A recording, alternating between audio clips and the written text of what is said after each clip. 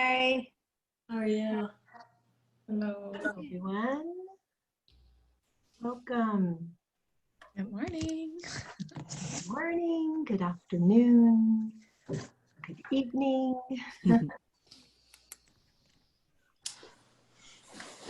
Wonderful. Good to see all of you. I know most of you, does anyone need a little Zoom instruction? I know by now, 6 months into the pandemic, pretty much everyone knows how to use Zoom. I've been teaching on Zoom for 8 years, so we used to spend some time going over instructions. Yeah, okay, great. Well, I've been reading all of your participant forms and so enjoying getting to know you a little bit more and all of your rich background and your interests and your aspirations and some of the things that you're passionate about. I'm Andrea, as you all know, Andrea Lieberstein. And today we have someone in the waiting room. We're letting people in periodically. So today, welcome Liana. We'll be getting to know each other a little bit and getting an overview of the program and starting out with our first practice. So we'll spend some time, this first session is always so nice, and a little bit in the second session, because each of you will get a chance to introduce yourself, and you'll all be getting to know each other well over these 12 months and have an opportunity to work with each other as well, which is always one of the highlights of the program, for people to take what you're learning here in our live sessions together, for those in the Flex, recorded sessions, and then practice with each other and get feedback. And then about 10 of you will get an opportunity to practice leading meditation in our group here and get feedback, which is also a really wonderful, rich experience. So I know many of you, it's so interesting because different groups have different flavors. So the last group that just graduated, we had a lot of people that were already mindfulness teachers. I mean, vast percentage. This group, we have a few, which is wonderful, and we have a lot of people that are fairly new and are looking forward to learning about mindfulness practice, and and for your own self, establishing a practice, and you will leave being much more confident at leading a basic mindfulness meditation class in your classes, or practice in your classes, and also with one-on-one clients. We're going to get a lot of practice in an understanding of the mindfulness practice and how to lead and how it relates and supports mindful eating and relationship to food. Mindfulness is it is a core practice for mindful eating. Otherwise, mindful eating without mindfulness is just another term. It's just another kind of behavioral practices, but it's not really mindfulness, mindful eating based on true awareness and inner wisdom. So, and the only way, the most authentic way and effective way to teach this to others is to embody it yourself and understand the practice and also the challenges and the struggles that might come up. So this program in the 3-month format gives you all an opportunity in this supportive container to practice and know exactly what are the kinds of struggles or joys that come up as you learn these different awarenesses. So this is very much where personal meets professional, and it makes it a particularly rich program. I started out years ago, we do it now, of course, during pandemic times, there's no live trainings, but I've also offered once a year, well, actually it sometimes many times a year, but most recently, as our online programs have been growing, offering once or twice a year a 5-day live training for this. And I really feel like, and the last group that just graduated was saying, oh my gosh, I can't imagine just a 5-day, because I've learned so much, in 3 months, and had so much support to make these changes in my own life, to practice working with clients, practice with each other. So you're all going to, at the end of 3 months, really be much more confident and have a great understanding of this practice and ready to begin to integrate in with your clients, our start groups and teaching. So I'm really excited. I'm really excited that you're all here and that you've all made this time and this commitment to yourself,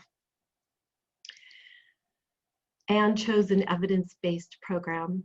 With this program, I really see this program, MB Eat, that this is based on, as similar to MBSR in a way that it has really brought mindful eating onto the map of healthcare and academics and universities, because there is a research base upon it. And this research was started many years ago.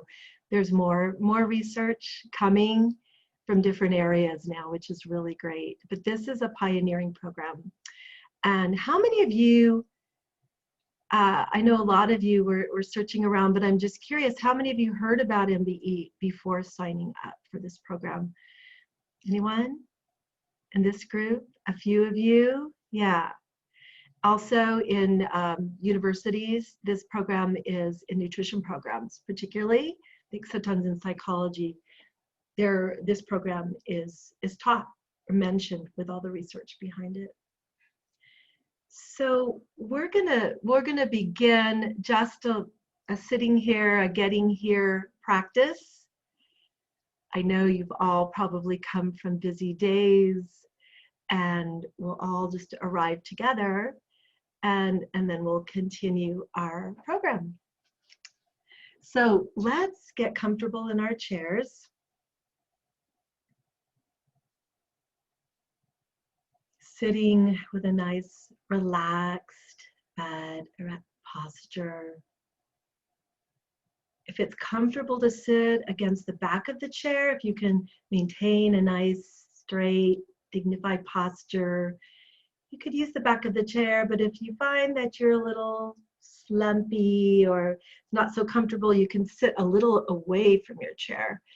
And then just uplifting the spine with the next in-breath, taking a nice deep breath, creating some space. Exhale, dropping the shoulders down, melting them away from the ears, settling into a comfortable place, and resting your hands on your lap, palms down or palms up or folded. And then bringing your awareness to the breath, the gentle flow of breath as it flows in through the nose, out through the nose.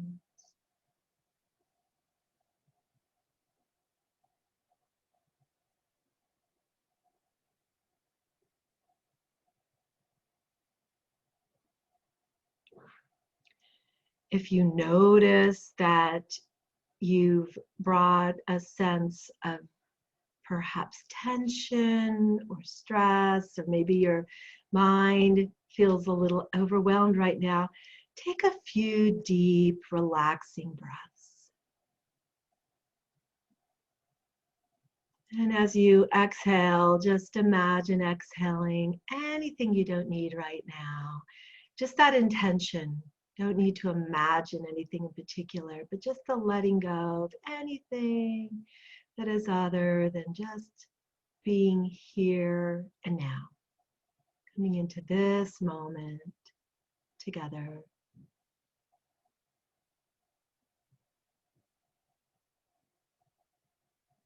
And breathing in the nourishing air.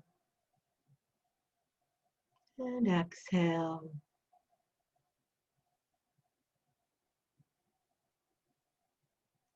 And then letting the breath return to a natural rhythm, whatever that is for you right now.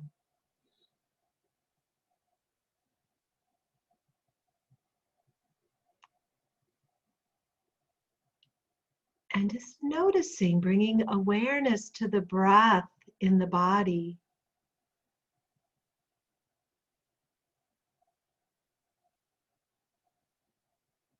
And noticing the movement of the breath in the body, the subtleties of the breath, the sensations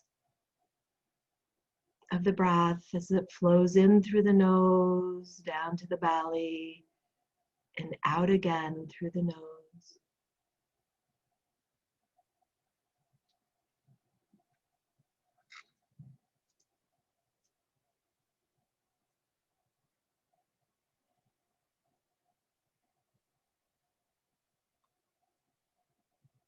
And noticing where the breath is most vivid to you. Where do you notice the sensations of the breath in the body the most? That might be at the tip of the nose, at the chest or belly, maybe along the entire course of the breath.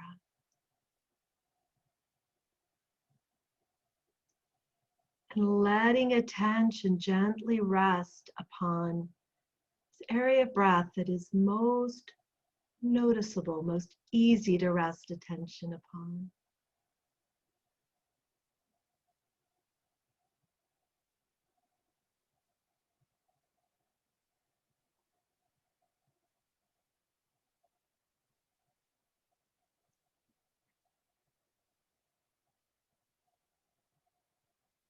And you will notice your mind goes to thoughts, perhaps there's sounds in the room, maybe feelings, sensations in the body. It's perfectly natural for the mind to wander. Just noticing when attention is wandered from the breath to what becomes apparent to you, whether it's a thought, a feeling, a sound, and just noticing with a sense of open, relaxed attention, a sense of perhaps curiosity, interest, rather than judgment, letting go of any judgment of your experience. Just an open mind, noticing with interest. And without following a thought, without getting engaged, getting lost in the story any longer, once you've noticed the mind has wandered, gently return attention to the breath, continuing to rest awareness upon the movement of the breath in the body.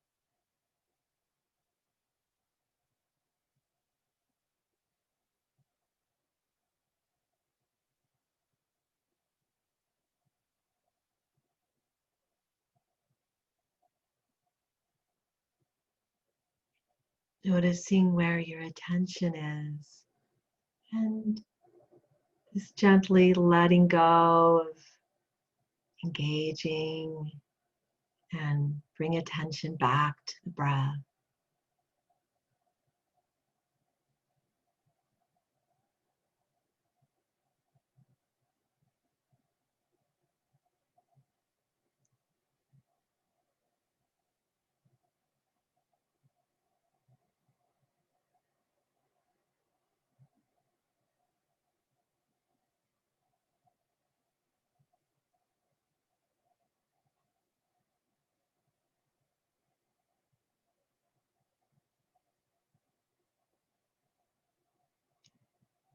And then expanding your awareness beyond the breath to the whole of the body, still including the movement, the gentle sensation, awareness of the breath.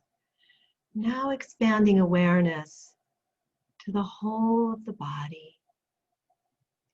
Just noticing any sensations, physical sensations, feelings.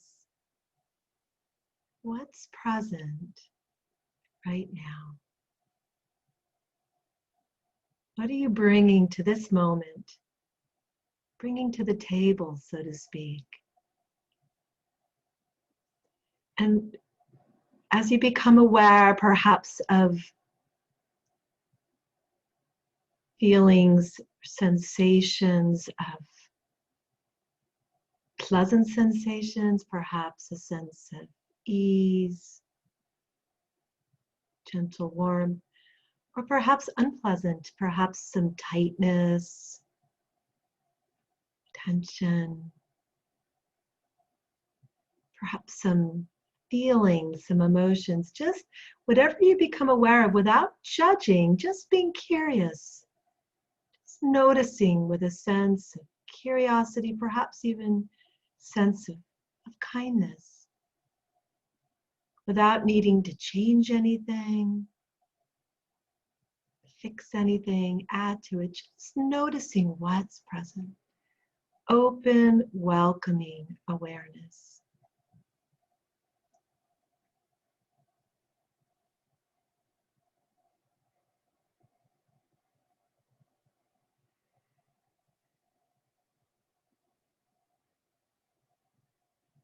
And noticing thoughts as they may arise, pass away. No need to follow the story, engage. Just noticing, there's a thought, letting it go.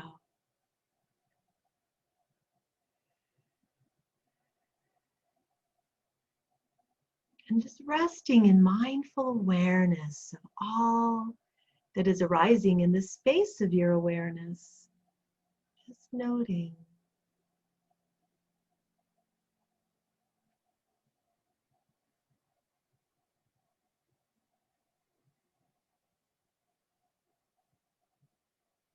You might even notice how the quality of your experience has shifted since we first began this practice. The qualities of awareness, of resting in mindful awareness, are emerging more. Perhaps a little more sense of spaciousness or ease. Perhaps noticing a little more space between the thoughts that are coming and going. Whatever your experience is right now, seeing if you can rest in non-judging awareness, welcoming, open attention.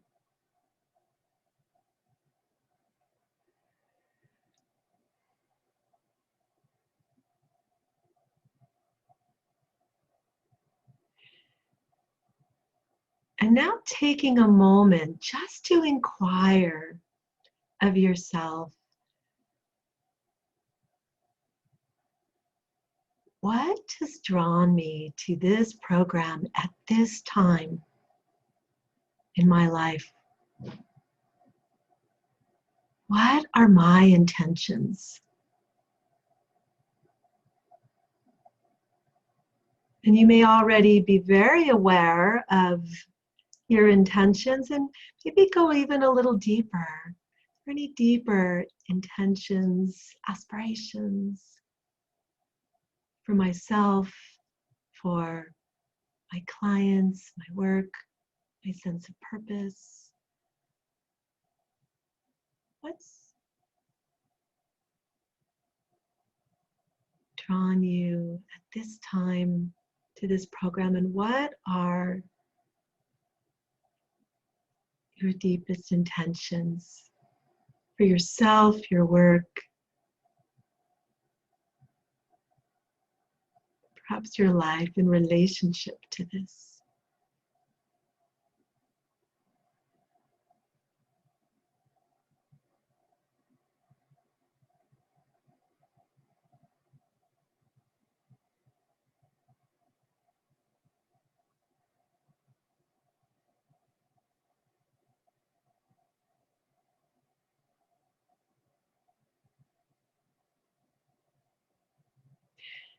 And then just sense into your body, what would it feel like to have reached those aspirations for yourself at the end of the program, or perhaps even as we go along?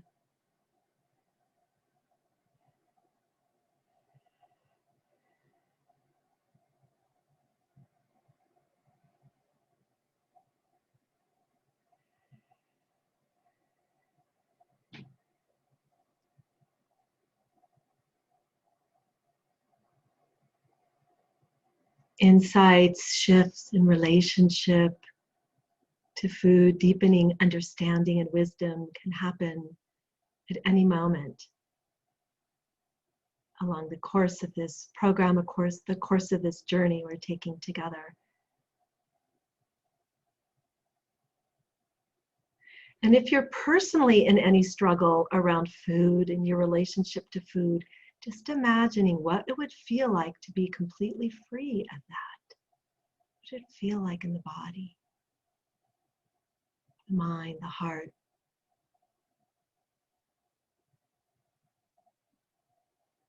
How might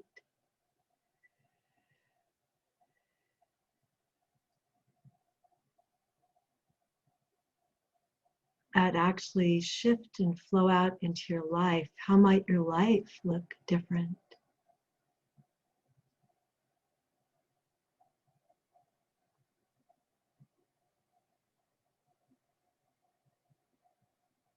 With this internal shift.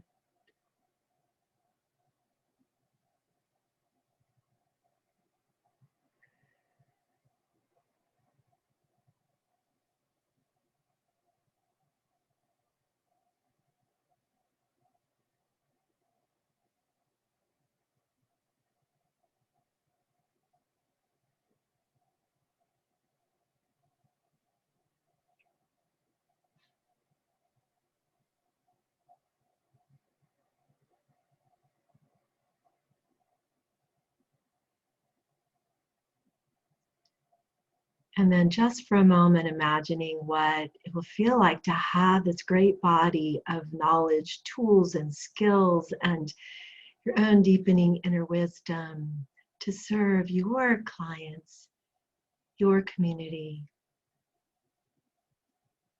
your population that you're already serving or is calling you from the future to serve and offer your gifts.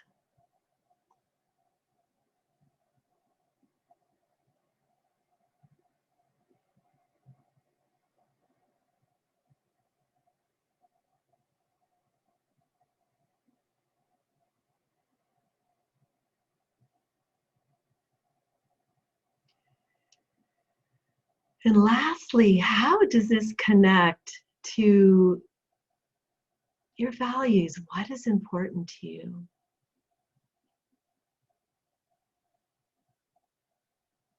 There are many things that are important to us.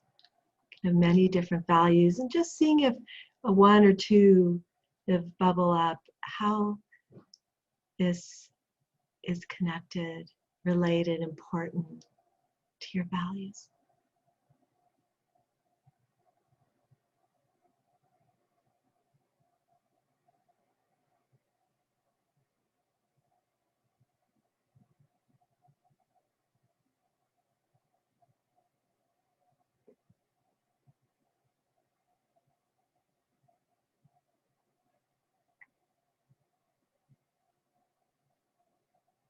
Perhaps making a difference in others' lives.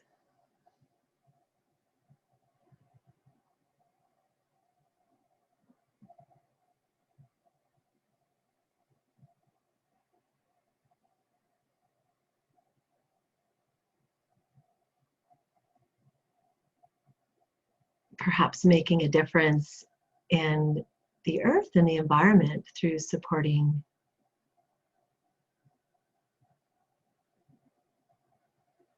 a more conscious, sustainable way of eating.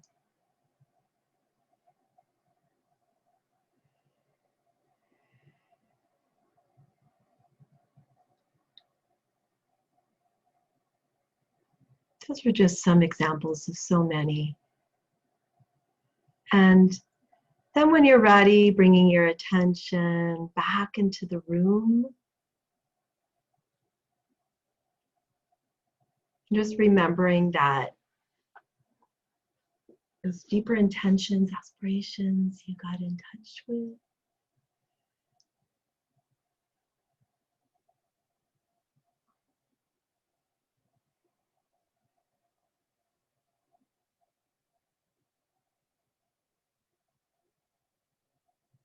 And then opening your eyes when you're ready.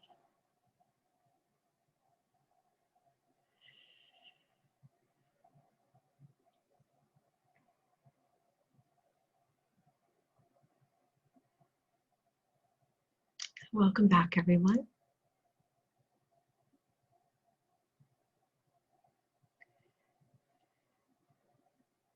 If you all need to take a sip of water, stretch your body, do so.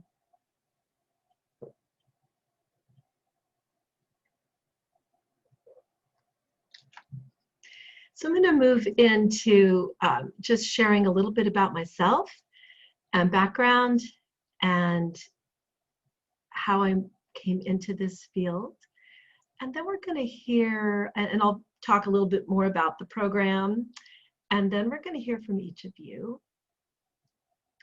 So I became very interested in my teens, which was a long time ago now, in what was called, actually this word is still around but in the 1970s, you know, holistic health, looking at the whole body, holistic living, mind-body health, the power of the mind and the body to achieve full wellness. I had my family that was saying, why don't you be a doctor? But I wasn't interested in the medical model of prescribing medicine. I was interested in lifestyle and nutrition, in the power of the mind for wellness. And this was before mindfulness was really even a word in our culture, but there were other forms of meditation. And I began meditating in my teens and was really struck with how it impacted positively the quality of my life. And started doing yoga and other movement forms. And when I moved into university, I was just looking for a way to provide optimum health and well-being to others. And so one thing led to the next, and I decided to become a dietitian, registered dietitian, nutritionist. I was very interested in food as medicine and also health education. I got a degree in public health because I think we have one MPH here. Do we have anybody with a degree in public health here? Maybe not, I think in the program, but maybe not here today. But how to impact people, populations on a bigger scale in a positive way.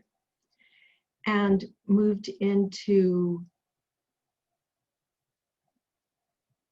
looking at, I had a lot of really wonderful classes back then in university, classes with names such as biopsychosocial aspects of health and well-being, physical and emotional, mental aspects of health and illness and disability.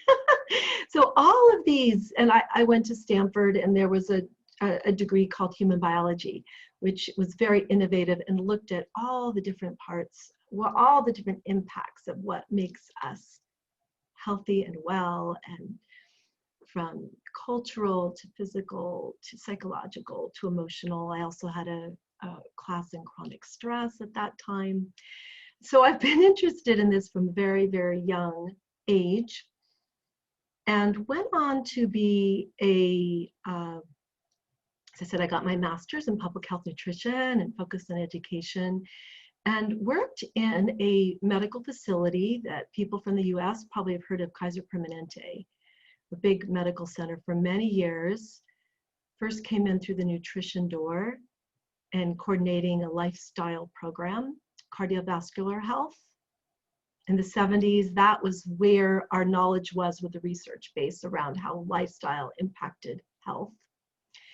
And then moved into, over the years, helping develop and introduce mind-body health programs and oversee a large behavioral medicine program in several different facilities. I hired teachers, oversaw teachers, taught myself, did trainings to the organization. I helped bring the mindfulness-based stress reduction program. How many of you have taken MBSR here? Raise your hand. Mindfulness-based stress reduction. It's an 8-week core program bringing mindfulness, meditation, and yoga. Started out in medical settings. Very first programs were in university settings. And so I taught mindfulness for many, many years, since 1993, in organizations in Kaiser. Through my work, before there was even wellness coaching, I had a little card in I'm dating myself, but that's okay. 1988, when I graduated, I created a little card that said stress management coach, consultant. I was already looking, and stress management, if anybody's taken a class ever, it's very holistic. It looks at every aspect of our life. So it was, from that young age, was trying to find, wanting to find whatever was most available. And at that time, again, the umbrella of stress management, a way to work with the whole person. So, and I developed a mind-body health program at Kaiser with some other wonderful colleagues, and the mindfulness program is flourishing and still is. And then 10 years ago, I was invited to apply to be an instructor in a mindful eating study in San Francisco that was based on MB Eat, and be a consultant. And I applied, I got the position. And at that moment for me, it was such an aha. It was such a moment of, oh my gosh, yes, my passion and interest in food as medicine and nutrition and mindfulness and lifestyle all coming together as I taught these programs, and also saw the transformation that took place in the room amongst the participants over these. Our program that time was 16 weeks, and which is not something that most people can do. So our program is much, is much shorter. The core MBE program is based on the length of it, based on other studies before that. And I was shortly after invited to become a teacher trainer with Dr. Christeller. We started to do the 5-day in-person. And then slowly one thing led to the next. And I guess 9 years ago, 8 or 9 years ago, I began offering an online program. So you all have the benefits of being part of a program that has been tried and true for 8 years, 8 or 9 years, and working with this interactive platform. So you're also going to learn just some modeling of, I know there's other programs out there and everybody in the last 6 months is going to Zoom, but I think you'll learn some good things too, just by watching how we work with Zoom. We use breakout rooms as well. And I want to mention on my website, there is a Zoom program that you can purchase. It's only $35. It's an hour and a half. It's a fantastic program on how to be a mindful Zoom facilitator or trainer, and goes over all the bells and whistles, as well as self-care, the importance of self-care, and pacing Zoom sessions. I created that at the beginning of the pandemic because I saw everybody moving to Zoom. So I highly recommend that as a complement to this. It's in Mindful Eating training, and you just, the website, and you just go to the web store. So again, great support for this. So I focus my private practice on mindful eating and relationship to food. And it's just been really, really rich and wonderful. This practice is really about treating the whole person. So we have people coming from different professions. So some of you are coming from psychology, some of you are coming from nutrition, some of you are coming from health coach background, all different backgrounds, and we're all looking at the whole person. So with mindfulness-based interventions, we're learning to work mindfully with thoughts, with feelings, with beliefs, with lifestyle change, with setting doable goals, change in life, and really shifting relationship. We work with a model of inner wisdom and outer wisdom, which I'll explain a little bit later. We have a handout for that. And which is really, it's a beautiful model, integrating both the outer knowledge of healthy lifestyle habits, nutrition, life, and our inner wisdom that we developed through the program, through the mindfulness practice.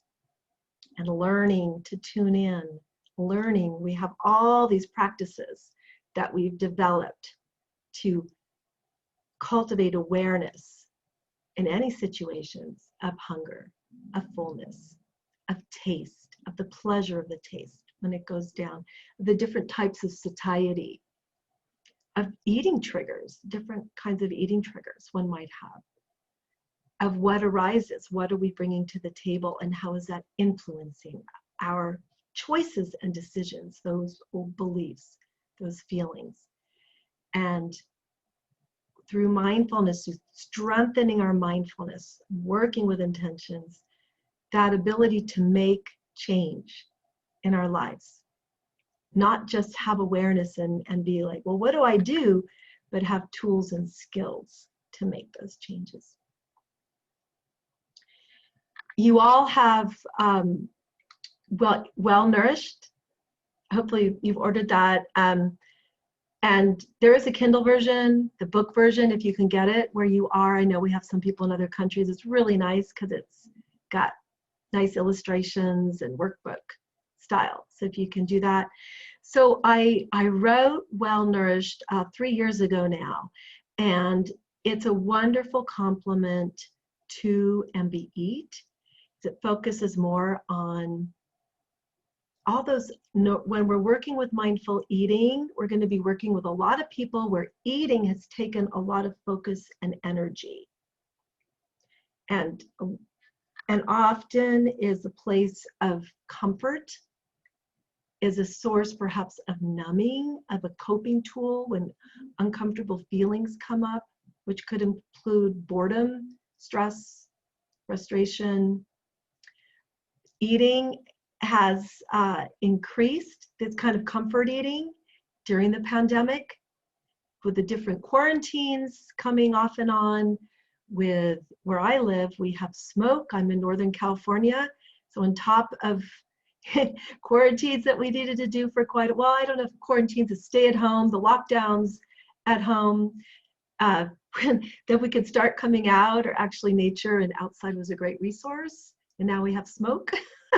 So for many people, food then becomes a focus. So how do we expand the definition of nourishment? And now in these new circumstances, how do we find other ways to nourish ourselves? So well-nourished is a whole lifestyle approach. We have the model of the 8 bodies that need nourishment. We are complex and wonderful as human beings, and we have different aspects of ourselves. The creative, I call it the bodies, the creative body, the social body, the emotional body, psychological, the intellectual. The worldly was how we interact with the world, and now we're in touch. We're in touch with our passion and our purpose, and how much nourishment that brings, and resilience. So I'll be bringing in bits and pieces of that to this program. And also, I know a number of you were also interested in the Well Nourished Coach training program. So we now offer that as a wonderful follow-up following immediately following the graduation of this program. And so that's going to be in January. And there's a wonderful discount for people that do this program. And we teach there all the skills of well-nourished and the whole, working with the whole person. A lot of mindfulness skills, a lot of skills from positive psychology and neuroscience.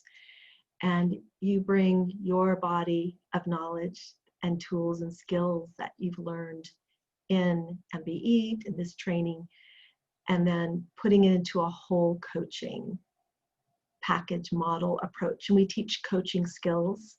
So this is a great program for those of you that are really interested in one-on-one as well.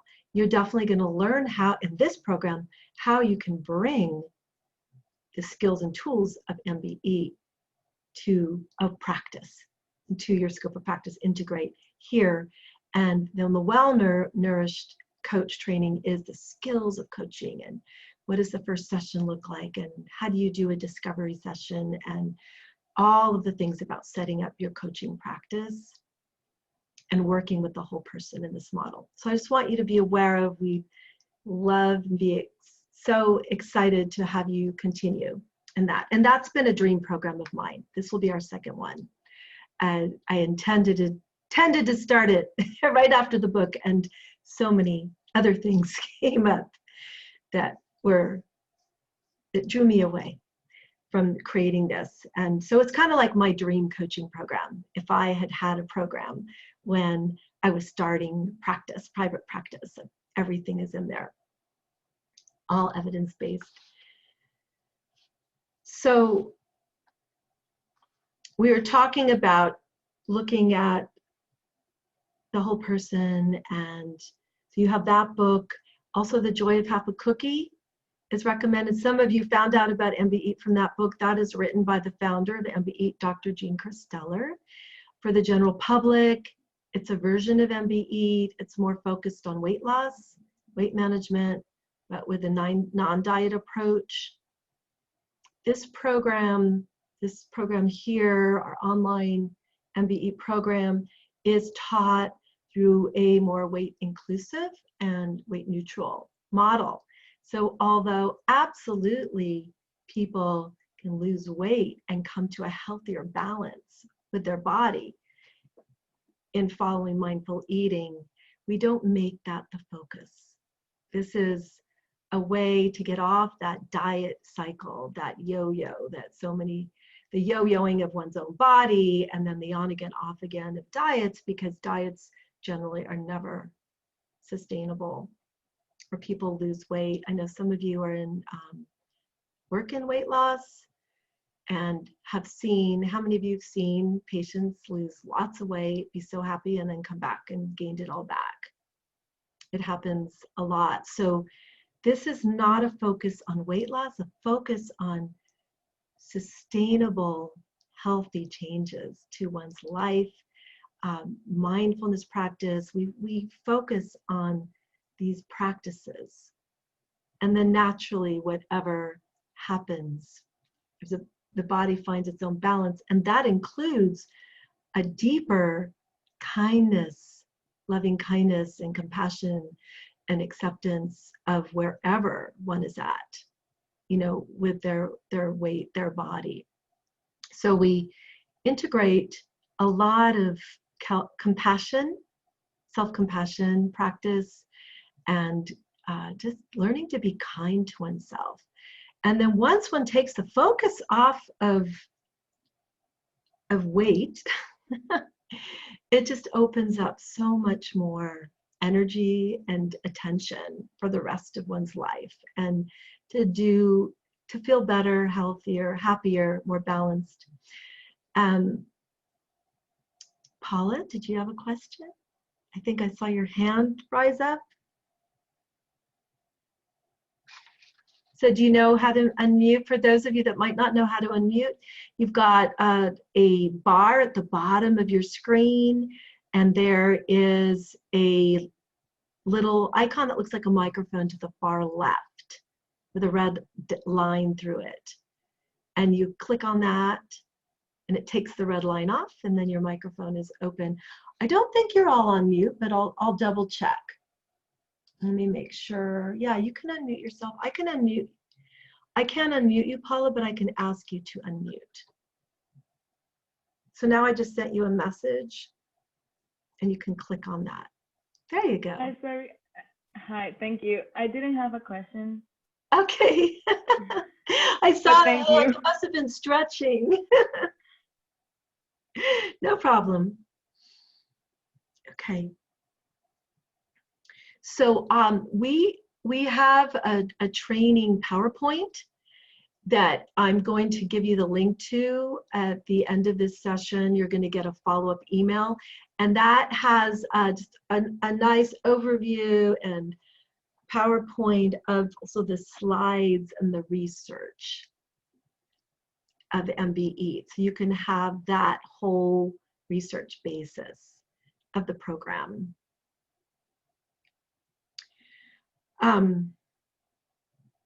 Some of them, but I'll mention a few of the pieces of research that have been, really exciting. There's many different aspects that have been studied, but this program was originally started for the first pilot programs for binge eaters. And in the studies where binge eating that was the focus, and before and after were measured, binge eating significantly went down from an average of 4 times a week to around 1.4 times. And also of great note is the people in MBE that were still binging, but way less, the size of the binges was significantly smaller. And I can say, having worked with people one-on-one personally longer than the amount of follow-up time with those studies, that this is very effective for moving out of binge eating completely. And somebody's definition of overeating might completely change.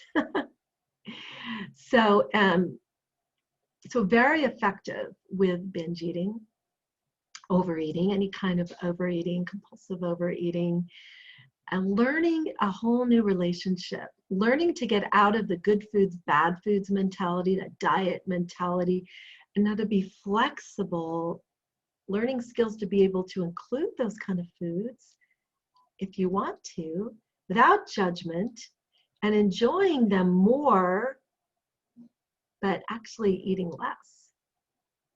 And particularly those what we call in research, highly palatable foods, the processed foods, highly processed foods. In the study I was part of in San Francisco, At 1 year follow-up, the MBE, the mindful eating group, ate significantly less processed food than the control group. Their metabolic health was better than the control group. And metabolic health, that is huge, that really impacts our overall health. If someone has more, tends towards metabolic syndrome, often more weight distributed in the belly area than other parts, that can lead to more issues with diabetes, high blood pressure, heart disease, these kinds of things. And so mindfulness was shown, again, to have greater metabolic health at 1 year follow-up, which is awesome. The weight losses were not as significant at 1 year follow-up. So there was a little bit of, still a lot of people had lost, but there was some regain compared with the control group. But all these benefits that I just mentioned maintained. Metabolic health, less processed food, just healthier in general. And so that's one of the reasons why, you know, there's movements these days not to focus on weight as an outcome, because so many diets, there is some weight regain. So we're taking that out of the picture and focusing on all the wonderful lifestyle changes and changes inside and out, and mood and well-being, and the great health benefits that come from that.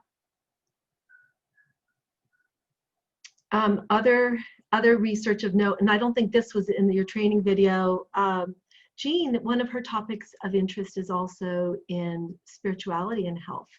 And so they did a study on people that had done MBE, and in the group, the treatment group had greater changes in connection and how the tools, they use tools to measure spirituality, greater sense of meaning and purpose in life.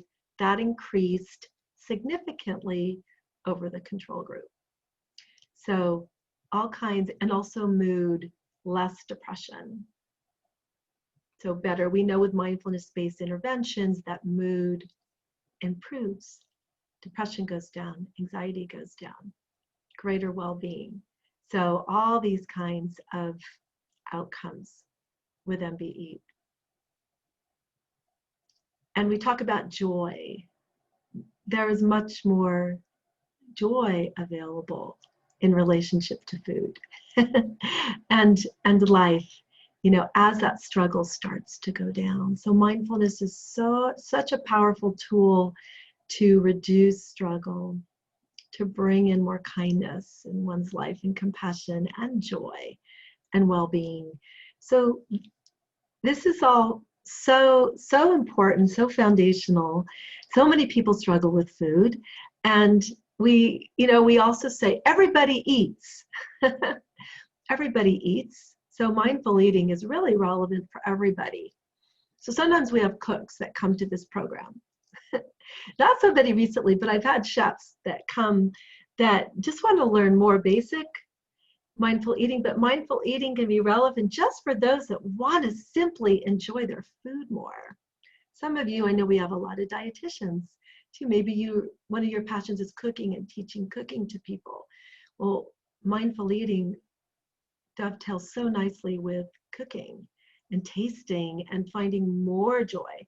One of the things we talk about is learning to eat like a connoisseur, and really, really getting so much pleasure from our food, but in a way, as we become more attuned, that we enjoy more and eat less. And so saying that, who this program is not for is people that are suffering with anorexia, with that eating more or enjoying more, eating less would certainly not be the message with someone that is in active recovery from anorexia, because the choice, the focus is at that time, just getting enough nutrition, energy, calories to restore to a healthy weight. Also, people that are in recovery, there's actually, we can measure, there's so many studies now where we can measure what's happening in the brain, right, with fMRIs. So there are brain changes, people that are really greatly underweight, that affects perception. So it would be difficult to even learn mindfulness until beginning to reach somewhat close to normal weight. But I know some of you work in eating disorders, and so we always say, you know, you're being trained in this program, and then if you can do some, you know, try some of these things out. Actually, now we've been doing this for 10 years, so we have a huge base of knowledge behind us and experience. Based on your experience, you may find that there are some things that you can work with, but the main program would definitely not be appropriate, you know, at this time. But the focus on nourishment and beginning just to bring some attention and mindfulness to food as nourishment, or just beginning to let in other kind of forms of nourishment through mindfulness can work at times earlier on. But generally want to wait till people are at back to their healthy weight, or at least 90%, before even bringing in mindfulness. But it's totally possible to focus on nourishment, but not that message. Okay, that makes sense, right? We wouldn't want someone to just have a diet of a few raisins. But for the vast, there are so many people that are struggling with the eating too much. And it could even be patterns of restricting some meals. We have somebody that just got into the waiting room, popped out. So many people that might be restricting some meals, so they're not eating enough, but then overeating later, overeating late in the afternoon, dinner time. So still in this disordered eating pattern from diet mentality. We'll be talking some about diet mentality and how that is so pervasive and affects our eating, potentially our clients, and this learning to come to just that healthy relationship, letting go of restrictive mentality. So we say eating more, enjoying less, and sometimes for some meals it might be enjoying more. Actually, I say enjoying more, eating less, and for some meals it might be enjoying more and eating a little more if you're skipping a meal. So that message is flexible. So I'm integrating here, started out talking about my background and then moving into kind of overview of MB-EAT, and there's so much that we'll be sharing with you over these 3 months. Just to finish up, I guess, my kind of background. So I work one-on-one. I do a lot of teacher training. It's really my passion to help support all of you go out into your communities and teach and counsel in mindful eating, and to teach the practice of mindfulness. It's just so transformative. It's really my joy to share and teach and practice, you know, daily. I'm also a yoga teacher, and I know some of you are yoga teachers, so we bring in, as yoga teachers, sometimes we bring in a little more our leading of meditation, particularly the getting here, and a focus on the body might be a little bit more than those that don't come from the yoga background. So whatever background you're coming from, you will be trained to lead meditation in a way that feels comfortable and natural to you. And then the last thing that I'm going to share about myself, because I'm going to ask all of you to share this too, is something that you really love about yourself or about your life. And I'm going to share nature. I just love being out in nature, and nature returns us to, just invites us to naturally be in a more mindful place. really resting in open awareness. And those of you that are more familiar with mindfulness and its roots, where it came from, Buddhist practice, we talk about true nature. And I just find that such an interesting term, finding our true nature. Well, when we're in nature, actual physical nature, many of us feel at home, right? Most at home in that spaciousness. It's interesting, some of the roots of where words come from. So I'm just going to say, before we move to introductions, because you probably still have some, this is new, and some questions. Over the 12 weeks, we will be doing, in a sense, kind of a mini session of the 12 weeks of the patient program, of the outpatient program, of the client program that you will be learning. We will be going through all the core practices, so you'll be experiencing them yourself.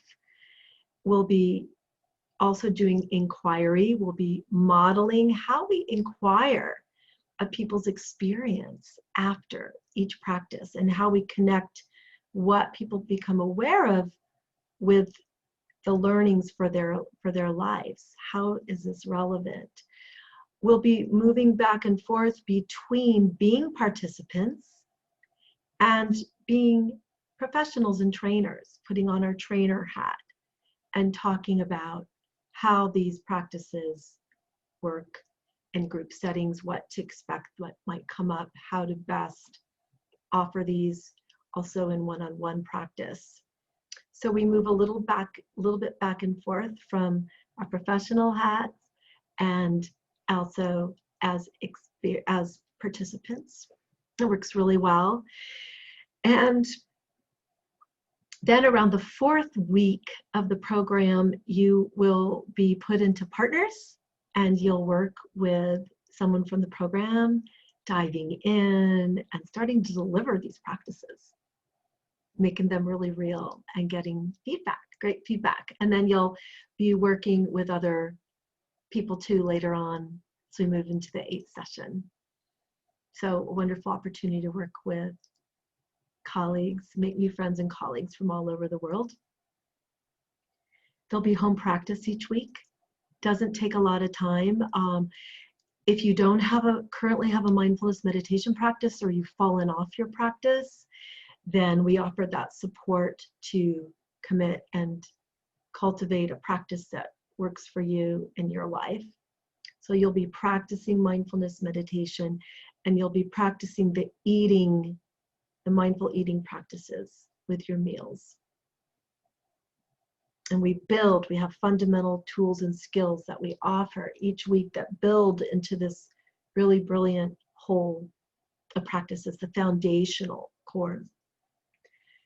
And you're going to get an outline that has all the dates, the topics of each session, the home practice. And I think I'm going to stop there and move in to introductions. And would like to hear, let's see, it's 11:03, so we're going to take a 5-minute break. We usually take a 5-minute break so you can get water and stretch. And so for introductions, we're going to hear where you're from, your name. Every people have different pronunciations, even though we can mostly see all of your names here. And your background, briefly, just what's your profession, and what your experience with mindfulness, and what drew you to this program at this time. And if you'd like to dig in a little deeper, maybe you realize something that you weren't aware of when we did this meditation practice earlier. So you can bring in that as well, your aspiration. And then one thing that you love about yourself or about your life. Okay? And that sharing will be just around about 3 minutes, 2 to 3 minutes each. Could be about 3 minutes. Okay? So enjoy. We'll come back at 10 after the hour.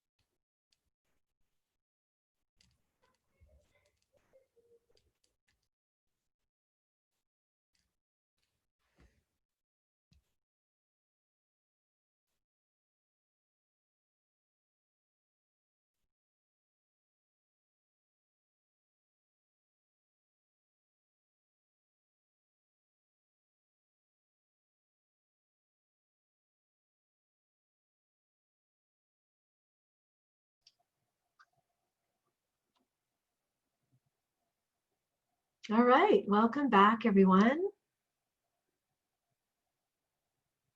Who'd like to introduce yourself first?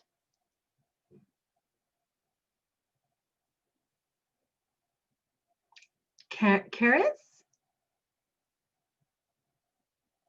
So you need to unmute. Meet. There you go. Yeah, I used to be able, as a facilitator on Zoom, we could unmute you all, but they've changed that. So I would mute you if I could. What I can do is I can send a message to you all to ask to unmute, and but I wish we could. It was much easier where we could just unmute you. All right, go ahead, Karis. Well, thank you. So I'm Karis. I'm actually originally from Wales, but I'm zooming in from New York. My background is as a dietitian.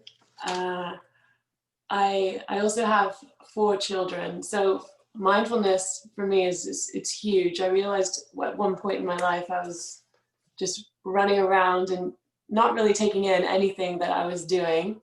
So I'm very interested in being more mindful, and I have a daily practice of Ashtanga yoga, and I only ever have like 5 minutes at the end to meditate.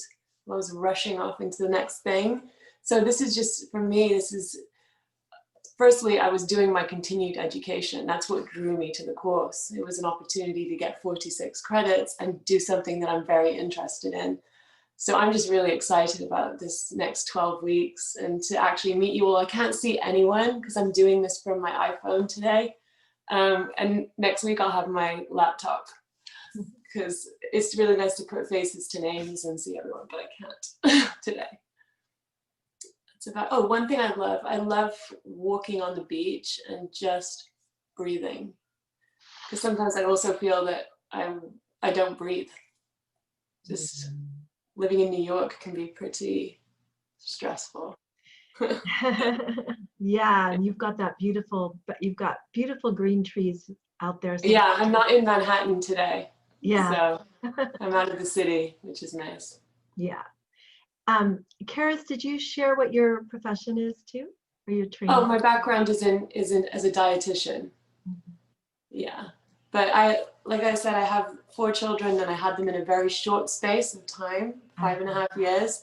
So I'm not currently practicing. I'm sort of managing my life right now, but all these things are very valid to use with my family. Yeah. Especially as I have a teenage daughter, I want to make sure she has a very healthy relationship with food. And then when I can get back into my career, hopefully I'll have all the tools. Yeah, great. All right, welcome. Good to see you. Yeah, we have lots of people that integrate this into their families and really love this. You'll probably hear me share a few things about Mindful Eating and my son, which has been really great. Okay, thank you. Who would like to go next? I just want to make sure you all know about gallery view and speaker view. So you have the controls where up at the top upper right hand corner you can click. If you're seeing gallery view right now, if you're seeing all of us, you're going to have something at the upper right hand corner that says speaker view, and it looks, there's a square and 3 dots. And then if you click on that, you will go to speaker view and you'll just see who's ever speaking. So you can go back and forth between that. Oh. Yeah.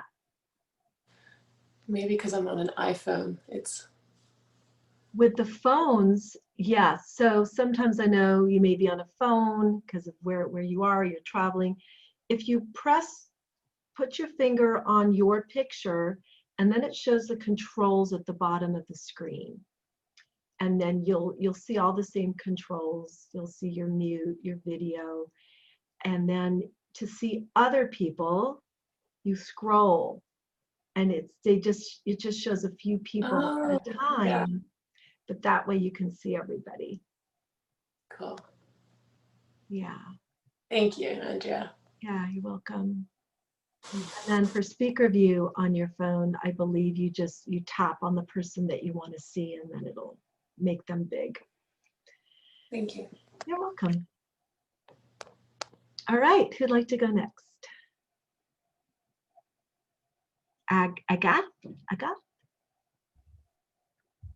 Okay, let's. Oop, oop, Perfect. oop. You're unmuted.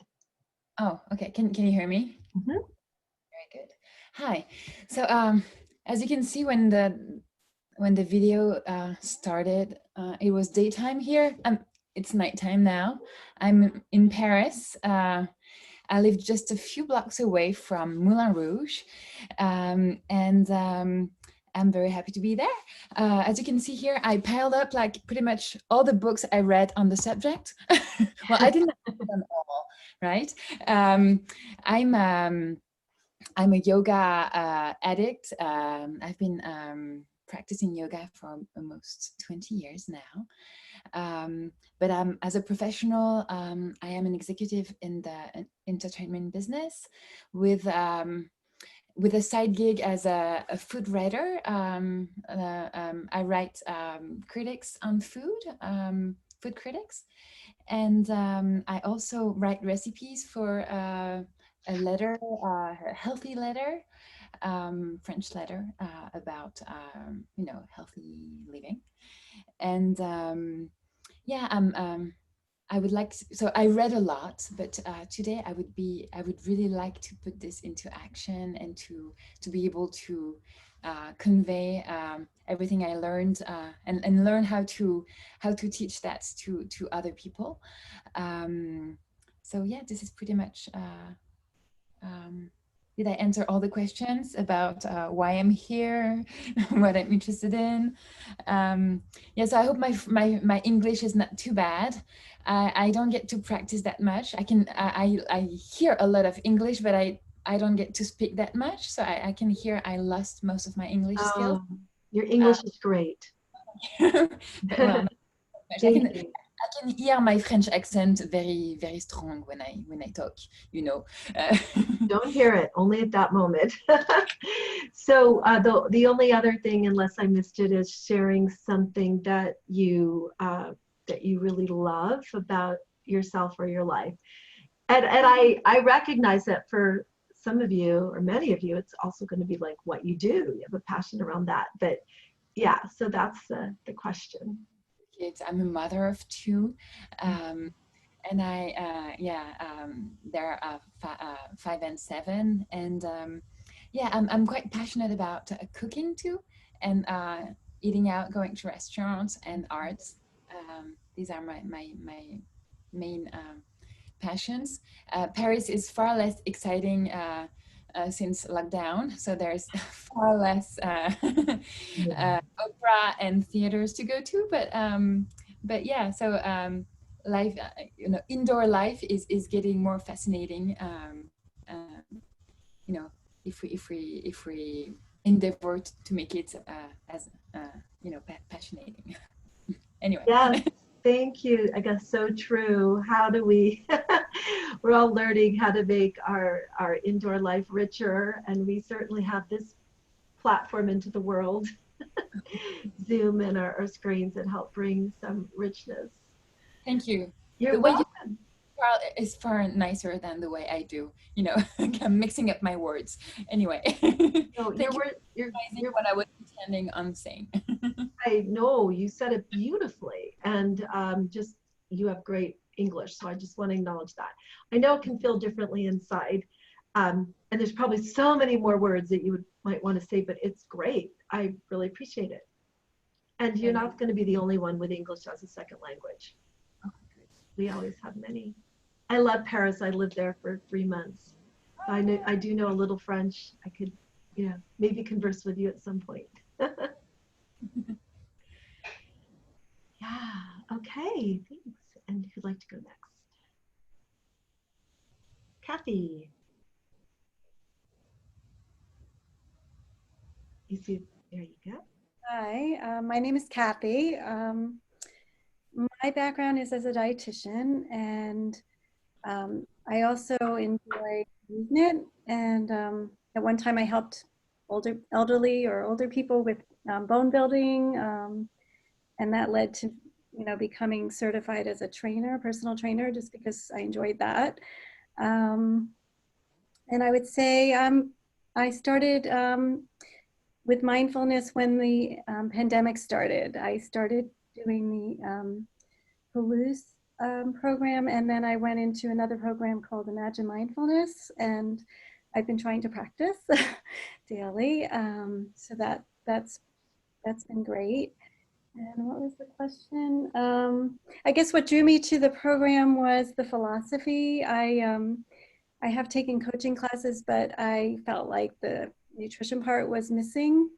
As far as my own personal philosophy with nutrition is more connected to mind and body. So that's really what, and also I love the book. So I'm really happy to be here. I'm excited to take the class. Great, so nice to meet you, Kathy. Yeah, and then something that you really love. I really like, let's see, I like hiking, so I would say, especially now. Just getting outside and going into the woods, and we've been doing that pretty frequently right now. Yeah, great. Okay, thank you. Good to see you here. And who'd like to go next? Mariana. Hello, can you hear me? Mm-hmm. Okay. I'm Mariana Eisenberg. I'm originally from Brazil, but I have been living in the United States for 14 years.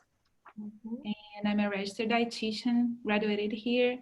I studied 4 years of nutrition in Brazil, and then I did everything here again.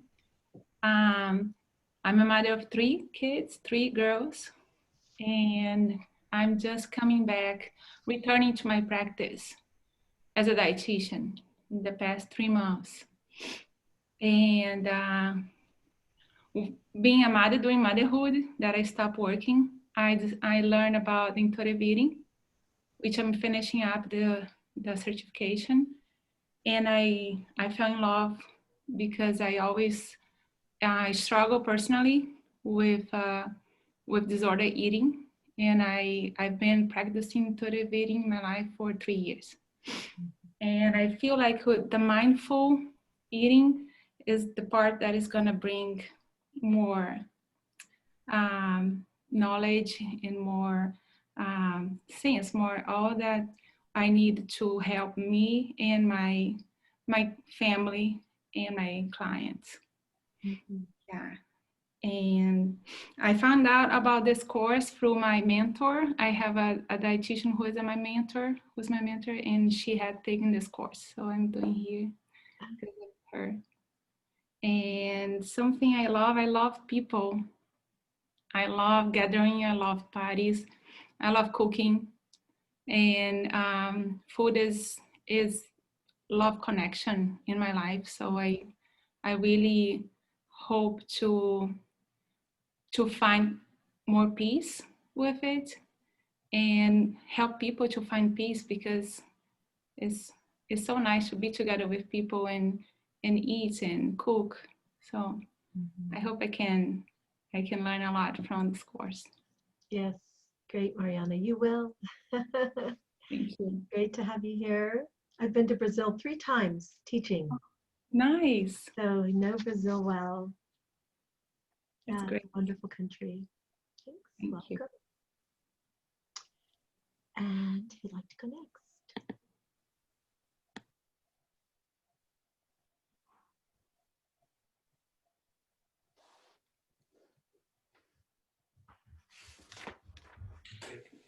Yannick. Yes. Can you hear my voice? Yes. Yes. Okay. Yeah, my name is Yannick. I'm from Germany, so I'm glad that there is someone else who doesn't have English as first language, or a few people, obviously. And from my professional background, I'm a psychotherapist, and I teach psychotherapy also. But that's not the main reason why I signed in for this program. I did that more for my relationship with food and eating, and yeah, I'm practicing mindfulness since quite a while, and I found out that eating is an area of life where mindfulness is not much of it is there when I eat, I think. So it's more for me personal reasons, not so much for the professional qualification. even though it will be easy to implement that MBE into my work, quite a few opportunities for that. But mainly I'm doing it for myself and for my relationship to food. And also as a frame to get to a regular mindfulness practice again. Mm-hmm. See this program also as an opportunity for that. Mm-hmm. Yeah, and I enjoy food. I enjoy cooking a lot. And I'm always astonished that when we have guests, that the guests like my food, but they always like it. And so I enjoy cooking a lot. That is a good base for also bringing more mindful awareness into eating and enjoying. Yeah. And what I like to do, what I really like to do a lot, I could connect with the true nature and the nature. I really like to spend time with my dog in the woods and forests and be there and be silent. I really enjoy that a lot. That's also almost like a meditation practice. I enjoy that. And what I like about myself is that I sometimes have a wide sense of humor and that it's possible to make people laugh. That's quite good. Didn't learn that in university, but I'm glad that there is there in my life, sometimes also in difficult times. Yeah, and yeah, I really like it to be also in a group setting, and my life, it's more often that I'm in the position to teach or to train or something or to do therapy. And for me, this is just a luxury to be able to be just a participant and to just do it for myself. I really like that. Yeah. So that's it about me. Wonderful. Well, welcome, Yannick. Great to have you here and have you from Germany. Yeah. Thank you. And feel free to make us laugh sometime too. Okay. If it works in English. All right, everyone. Great, Yeah. Yannick. Thank you. And who else would like to go next?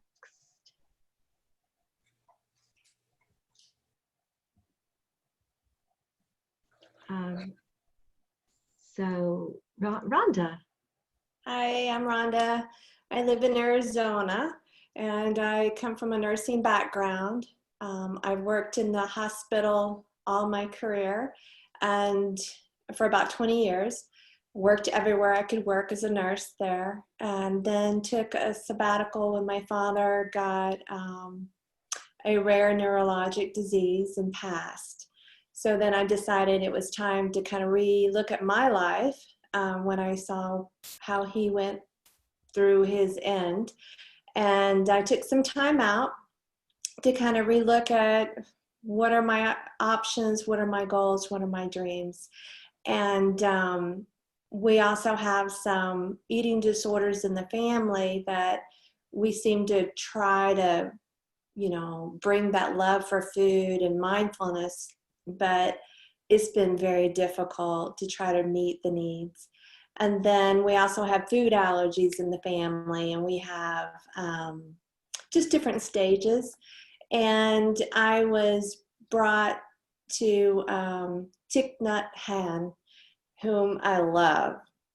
He's like my role model for mindfulness. And it dawned on me that it's so easy to be mindful in your workplace or your relationships, but that relationship with food seems to have a lot of anchors and attachments and opinions, and the mindfulness of it to allow you to be who you are and to love each other through food and to love food in itself, instead of just having it feed you, you actually appreciate where it comes from and how to create a beautiful meal with a mindful intent to connect with other people as well. Mm-hmm. So I got on this path a few years ago, and then through The Well Nourished, I read her book, loved it. I'm rereading it, of course.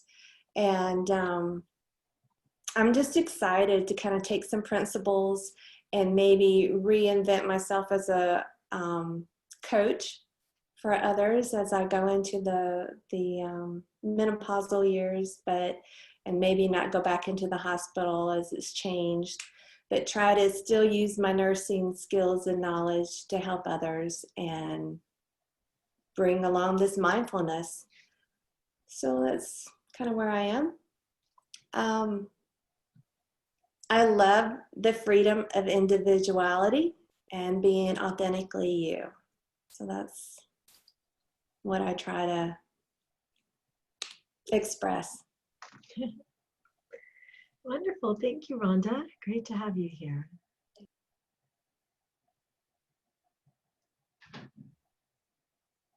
Okay, who's next? Jenna? Hello, I'm Jenna. Originally, Oh, I'm sorry, Jenna, you accidentally got muted. Okay, can you hear me? Yes. Okay. So I'm Jenna. I'm originally from North Carolina, but I just moved to Utah for a job. So my background, I'm a dietitian. And so why this program? It's kind of two reasons, professional and personal. I really like mindful eating and don't have too much experience with mindfulness, but I've read a couple of different books and just want to learn more about it. So that's kind of the personal side. But professionally, I'm working in the community with chronic disease prevention, and I just really like the idea of teaching people how to be mindful and kind of work from the inside out rather than, in the world today where it's so much focused on, losing weight or fixing the outside and everything else will fall into place, but just being mindful about, your own life, your eating, and then just reducing your risk for chronic disease as you are more mindful and make better and healthier lifestyle choices. So I'm really excited about this program and learning more about that, or about mindfulness. And one thing I love, I think, just going along with all of you, I just really love nature, being in the mountains or the beach, both places. So. Great. Thanks, Jenna. Welcome. Good to see you again. Okay, and who would like to go next?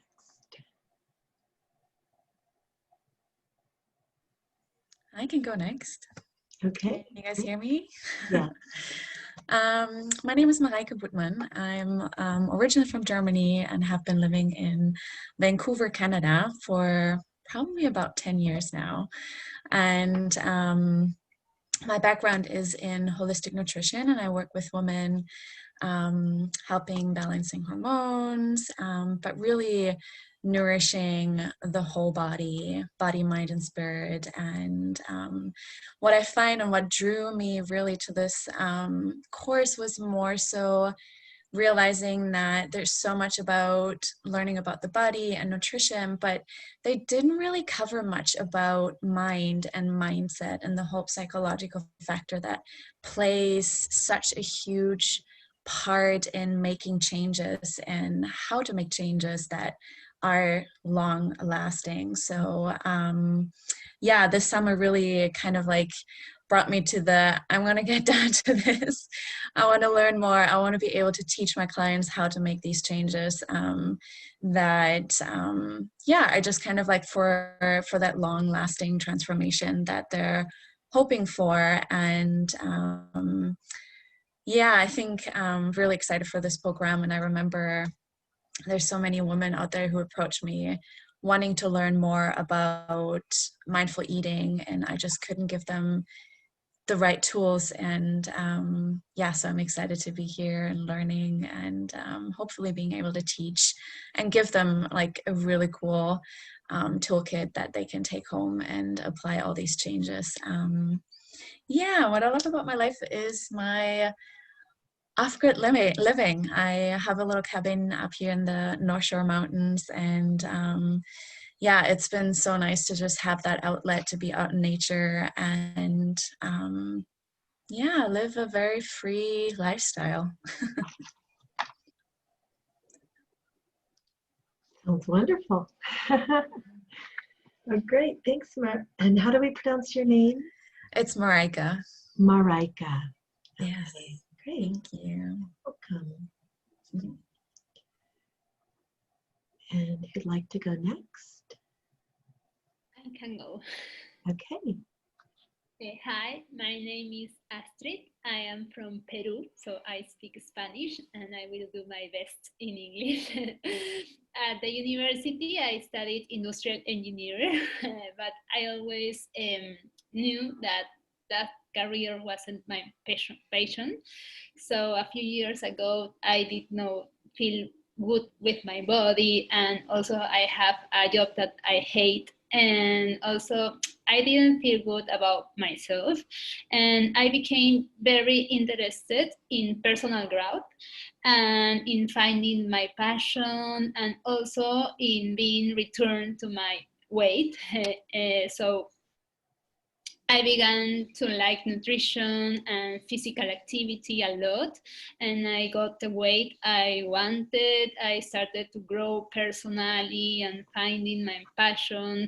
I became passionate about teaching people how to change their habits. So I became health coach, and I am a health coach since 4 years ago. And every time I specialize more in the mind-body nutrition. So I am constantly learning new tools to help my clients. And I have always been interested in weight loss for women, but as a consequence of healthier habits and not because of restricted diets. So that is me. And I love to study and learn new things and skills to help my clients, and I love to speak in public, but in Spanish. And I love to create businesses and resources related to health and wellness.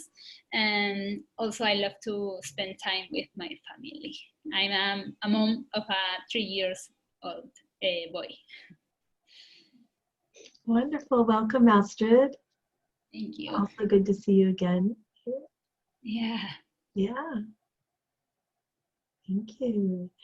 Okay, and who'd like to go next? Paula. Hi, everyone. I would like to go now. I am from Dominican Republic. I'm a medical doctor. I graduated on 2018, but I haven't been practicing like medicine per se. I am a study coordinator on a research with sickle cell disease patients. And I thought I wanted to be a pediatrician, but in this year, thanks to COVID, I've been trying to be more aware of what I want to do. And I found out I want to be a nutritionist. And I also started therapy on March, and my therapist teach me about mindfulness, about mindful eating due to a binge eating disorder. And I kind of fell in love with mindful eating. And I'm sticking through this program, not only about personal growth, but that's like the main part. And also I would like to become a nutritionist and offer my patients or my clients mindful eating based treatment. I love to go to the beach and spend time with my family, and that's all of it.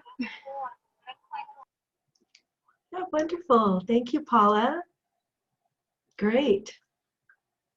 I was thinking about you when I mentioned earlier, because I know you're an MD, when I said that I had chosen not to do that because of the focus on medicine. And of course, I assumed you were here because you want to go beyond that. Yeah, exactly. Yeah. Unfortunately, still in most medical schools, there is either none or just a teeny little bit of nutrition taught. So yeah, great to have you here. And there are ways now to learn, lots of good ways to learn about nutrition too, to supplement, short of doing a whole program, registered dietitian or nutrition consultant. So anyway, there's more ways to learn now. So great, welcome. And who else? Who would like to go next? So hi everyone, my name is Celeste. I use the pronoun she, hers. And I'm from California. Like Andrea, I'm in Northern California right now. I'm originally from Southern California, but I live in Northern California now. I've always been interested in issues of equality, racism, classism, sexism, all of that. I got my degree in feminist studies in 2010, where I studied a lot about systems of oppression and how we put people in boxes within our culture. And I loved it, but it was really overwhelming. And I felt really depressed and anxious for a few years after that. And then I found yoga. And I've been a yoga teacher for over 10 years now. And I teach a lot of mindfulness. I teach mostly in non-traditional settings. So I teach in jails, in psychiatric hospitals, with sexual assault survivors. And I also teach teachers on trauma-informed yoga, because when you're going into those spaces, it's really important to have an awareness of trauma. And just recently, I've sort of, kind of by default, because a lot of people have been asking me to do talks on self-care and group work on self-care. So I've just recently kind of started a coaching, trauma-informed self-care coaching business on the side. And I really think this is going to help me supplement that, as well as help me in my own practice. I have a little bit of experience with mindful eating, but it's just kind of my own invention. It's not any specific school of thought around it. So I'm really excited to get a little more research-based knowledge around it. I love that. I'm really interested in the intersection of like science and alternative modalities of healing. And let's see, one thing that I'm also really passionate about is helping people unlearn a lot of the myths and falsehoods that were sold in the wellness and diet culture industry around what is healthy, what is in your body, and what you need to do to be healthy. I think part of the wellness industry has become almost part of what's making us sick instead of what's making us better in certain ways, as far as what they sell to you and what you need, because it's become so commercialized. So I'm really passionate about working with people one-on-one and sifting through all of that and getting to what health and wellness means for them. And yeah, and I also love kickboxing as sort of like a complement to my yoga practice. It's like sort of the other side of the physical ability. I love kickboxing, although I haven't been able to go to my gym since the pandemic, but yeah. I think that covers it. Yeah, that's great. Thank you. Welcome. Where in Northern California? What area? Sacramento. Uh-huh. Yeah, I love Sacramento. I know it gets kind of a bad rep in California, but I really love Sacramento. I love all the trees. Nice. Okay, great. Great to have you here. We have such a wonderful group, such different richness and experiences and perspectives that everybody can bring. Great, thank you. And who would like to go next? Anna. Hi, everyone. My name is Anna. I live in Moscow, Russia. And this program is the great challenge for me, because it's the first English-speaking program, and I have stressed. I have stress. I'm sorry. I'm sorry for my mistakes. And I'm a psychologist, and I work with eating disorders. knew about mindfulness several years ago, and this approach changed my life. I understood that I can teach mindfulness other people if I use this approach. And I think the same rule is for mindful eating too.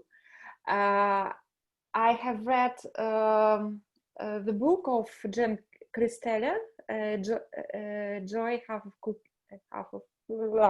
Cookie. Yeah. Yes, and I tried to do some exercises from this book, but I didn't do it regularly. And I want to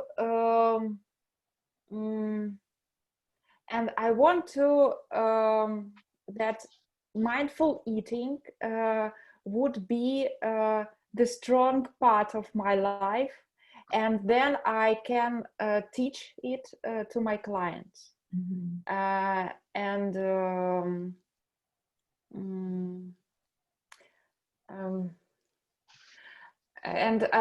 think it's a great idea because about MBEAT, because eating is so simple, is so habitual thing that can be so mindful every day, every moment, and you can practice mindful almost every time. About love, I think that the greatest love in my life now is my 10-month daughter, and that's all. Thank you. Yeah, wonderful, Anna. Thank you, and thanks for being brave, the courage to take your first English program. So we're really happy to have you, and this is a very safe space, create a very safe space here. And so you're very welcome, and your English was great. We understood everything. Yeah, wonderful. We've had people from Russia before too, more and more recently. So yeah, great to have you. And do we have one more person that hasn't shared? Liana. And I think that's it. Just Liana, right? Okay. I think so.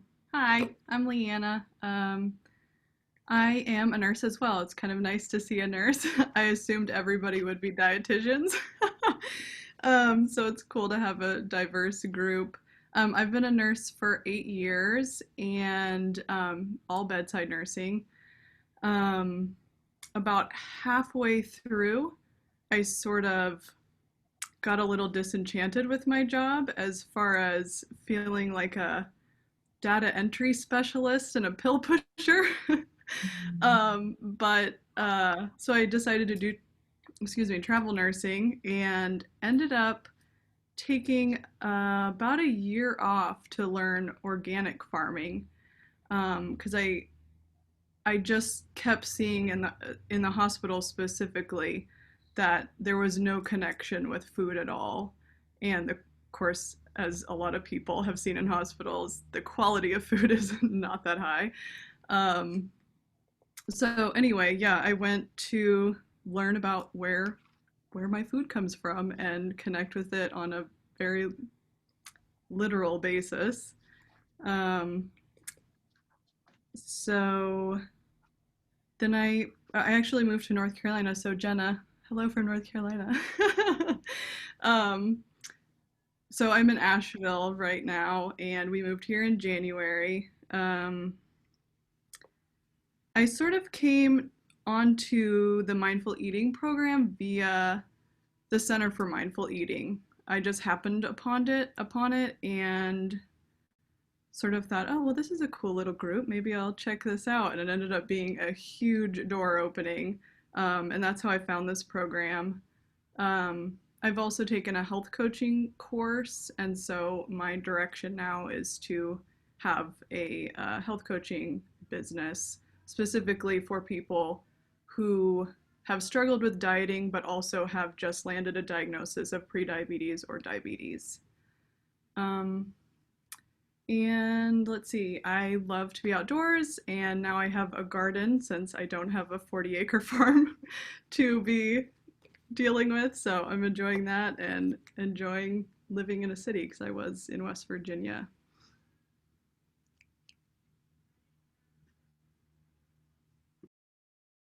Wonderful, welcome. Thank you. I've heard Asheville's very nice. Some people from California, some of our friends have been moving there recently. Yeah, it seems like the new hot spot. The new hotspot, yes. Wonderful. Well, welcome again, everyone. We have a great group. There'll be a few more joining us in the next few weeks. And we also have our flex group. So we have a group, a smaller group that are not able to make this time regularly. So they'll be watching and getting to know everybody and then joining us for Q&As, live Q&As, and for the virtual retreat, and also working together with the Teach Backs. And just a couple of things about just the group and what happens here. So there will be some personal sharing. You'll be sharing about your experiences and of the practices and what you've learned. And so that's all stays confidential. So you have a confidential container here. You can certainly talk about the program. This isn't 100%, we certainly can talk about it, but just the personal sharing, that stays confidential. Okay. And let's see. I'm going to bring up, we have a little bit of time left. For those of you doing the Flex program that will be watching this, you'll have your intro where you get to introduce yourself next week. And I'm going to bring up now our outline.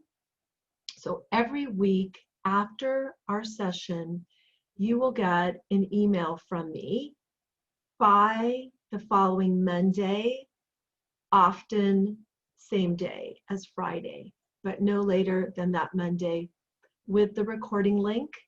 So you can review this program or watch it for the first time if you're on Flex, or if you miss a session. So attending this live program, we hope you'll make every single session, but you can miss up to 3, or if you have real extenuating circumstances, 4 is okay. And so you'll get an email, you'll get just a summary of home practice and any other resources, maybe some handouts, and you'll get a link to, in a week or so, to our shared drive, which is private, for your use only, that has materials, handouts, has handouts for the different sessions, has resources, has, there's one of the resources, for example, is those of you that are wanting to learn more about nutrition, there are some nutrition resources that you can go there. Also, the document we're going to go over this next week, just really clearly what is, how do you become a qualified instructor, and what do you need for that? And that's in the description that you all saw, but we're going to just go a little more in detail of that and that pathway and all the support that is here for you. And then you'll have, again, a link to the recordings every week so you can review everything. And so this is our schedule. Yes, Agathe?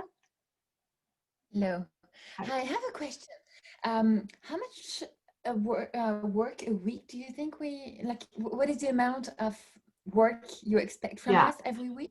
Sure. So as you're, depending upon if you already have a regular mindfulness meditation practice or if it's new, we will be inviting you to beginning a practice, if you're new, 10 minutes a day. You can be really realistic if you know maybe this first week, 5 times a day or 5 times a week feels more realistic for you. But the invitation is finding a time, 10 minutes a day, to practice mindfulness meditation, and then slowly moving to 20 minutes a day. And then an ideal, kind of a gold standard length now in the whole mindfulness-based interventions world is 30 minutes. But you're making this practice your own. Maybe you choose regularly, you find that 20 minutes works better for you. And I'm looking at the long term. Some days it might be so busy you're only able to do 10. And that's okay. The important thing is to keep that connection and that thread going of mindfulness practice and awareness. But our program, we're going to start at 10 minutes and then invite you to add 20, move to 30. If you're already doing, say you're here, you're doing 30 minutes twice a week right now. So maybe your goal for this week will be to add that to 4 days, make that 4 days. So slowly increasing where you're at. Maybe you're meditating almost every day and currently, and you're doing 10 minutes, and you might want to make a goal of 20. So looking at where you're at for this coming week and then increasing. I'll be sending you a link also in your email to recordings, which were physical CDs, but we have them now. So I might refer to them as a CD, CD 1 and 2. It's kind of easier. MP3 1 and MP3, or MP3 1, MP3 2. And so you have the general mindfulness meditation to listen to this week. I introduced a mindfulness meditation practice in the beginning of our class together, about 10 minutes. Then we went into some intention setting, exploration, and inquiry. But you have a 10-minute practice that is the general meditation practice that we do in this program that eventually you'll be leading. So we're going to invite you to practice with that this week. If you already have a practice where you don't use any recordings, then we invite you to listen to this at least once this week so you're familiar with the text and the script, and continue with your own practice as you have, and setting any new goals around it. So that's one thing. So it could be, up to 30 minutes a day for practice. You're going to start small, increase wherever you are at personally, and finding a time. Usually the morning works really well before you get busy, when your mind is clear. Maybe it's after a cup of coffee or some exercise, or first thing in the morning. But for some people, maybe midday is better, or late in the afternoon. So experiment with what time. We recommend trying to find a regular time, making a new routine, just like we have routines of brushing our teeth,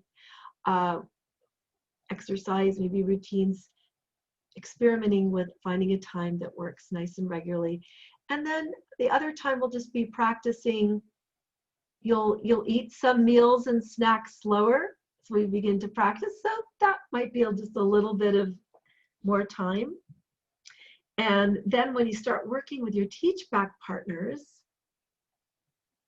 that will be over the course of our 3 months together, anywhere from 8 to 14 hours.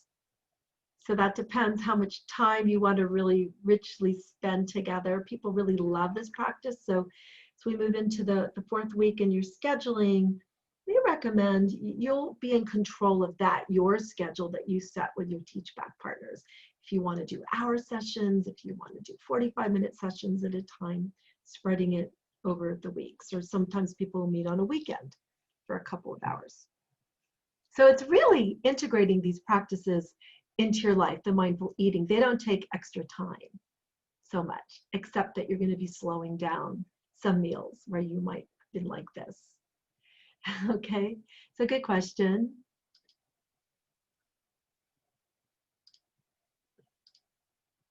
So I'm going to share my screen.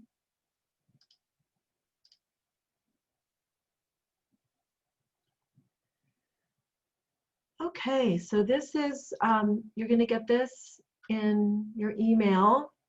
This has our dates of our program, our times, Fridays through January 8th. We will break between Christmas and New Year's. You have that week off. And our virtual retreat is on November 21st on a Saturday from 8:30 a.m. to 2:30 Pacific time. And that's a really wonderful day. We'll be talking about that as we get closer to it. We have 2 general Q&A sessions at noon on Tuesdays. We have one November 4th and one December 1st. These are part of the program. So do attend those. If you need to miss one, please watch that. We also have those of you in the Flex group, you'll be meeting. We have several times where we meet and you'll get that schedule of, well, you have a chance to check in and for Q&A. So, but Flex participants are also attending these Q&As. You can with your schedule as part of that program or watching them at minimum. I've begun sometimes to make the Flex Q&As available to the group too, the whole group, because they're really great. There's always such great questions or such rich learning. So you have here the topics, and we follow roughly the outline of our 12-week outpatient program. Sometimes things fit a little bit different order, better with our professional training. You've got your dates here. We're going to be assigning meditation leaders next week. So you'll each get, 10 of you will get an opportunity to lead. And then this is our home practice. So this week is practicing mindfulness meditation, listening to that recording, and then bring 4 raisins to the next session. All right.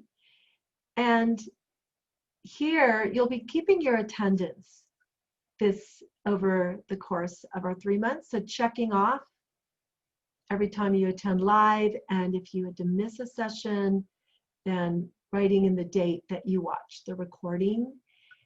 If you ever need to leave early, please listen to the end of the recording, because oftentimes we're inquiring, exploring a practice. I mean, hope you'll be here the full time. I know every now and then, sometimes something comes up around that. So you've got the whole schedule here. We have our Q&As on something we've just begun to do, which I really love, and something that we did in our in-person. 30 minutes before the first Q&A, there's a small group meeting with me. For those of you that are dietitians, nutritionists, coaches. And then for our second Q&A, there is a small group meeting with Dr. Christeller. She'll be here for the second Q&A for those of you that are psychologists, mental health therapists, or anyone else that wants to attend that. If you don't quite fit into either of those categories, you can choose which one you'd like to go to.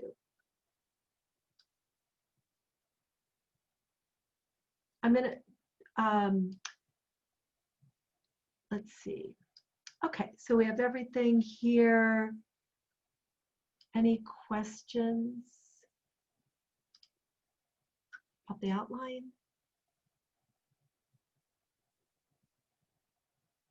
You'll get a teach back manual. We get your share drive, which will have all the core practices, discussion, inquiry, an overview outline of the program and the flow of the sessions. When you graduate, you get, and you're qualified to teach, you're going to get a link to the full curriculum, which has everything, really detailed, how to lead the full 2.5-hour session. So you have everything in there. And there'll be some samples curriculum sessions in your share drive, so you can see how they're laid out. So you don't have to create the curriculum, the core practices. It's all fully there. And You're going to also get a handout on establishing a regular mindfulness meditation practice. And mindfulness meditation is really core to our program. It is that foundation that allows us to learn how to really rest more in the present, drop out of the busyness of the mind, and make clear, caring, self-caring choices for ourselves, aligned with our intentions. Recognizing the thoughts, beliefs, what we're bringing to the table that impact our moment-to-moment experience, our emotions, our choices, so that we can choose freely and consciously. So it's very fundamental to this practice because mindfulness meditation changes our brain, changes our wiring in a very positive way. So we'll be talking about that. I recognize I'm going a little bit over, so just if you do need to leave, we'll only go about 5 more minutes. If you do need to leave, come back and watch the rest of this. I want to show you one handout here that is a model how we present mindfulness meditation in this program. There are different models. And this is, oh, this is not the one I'm going to show you. This one here.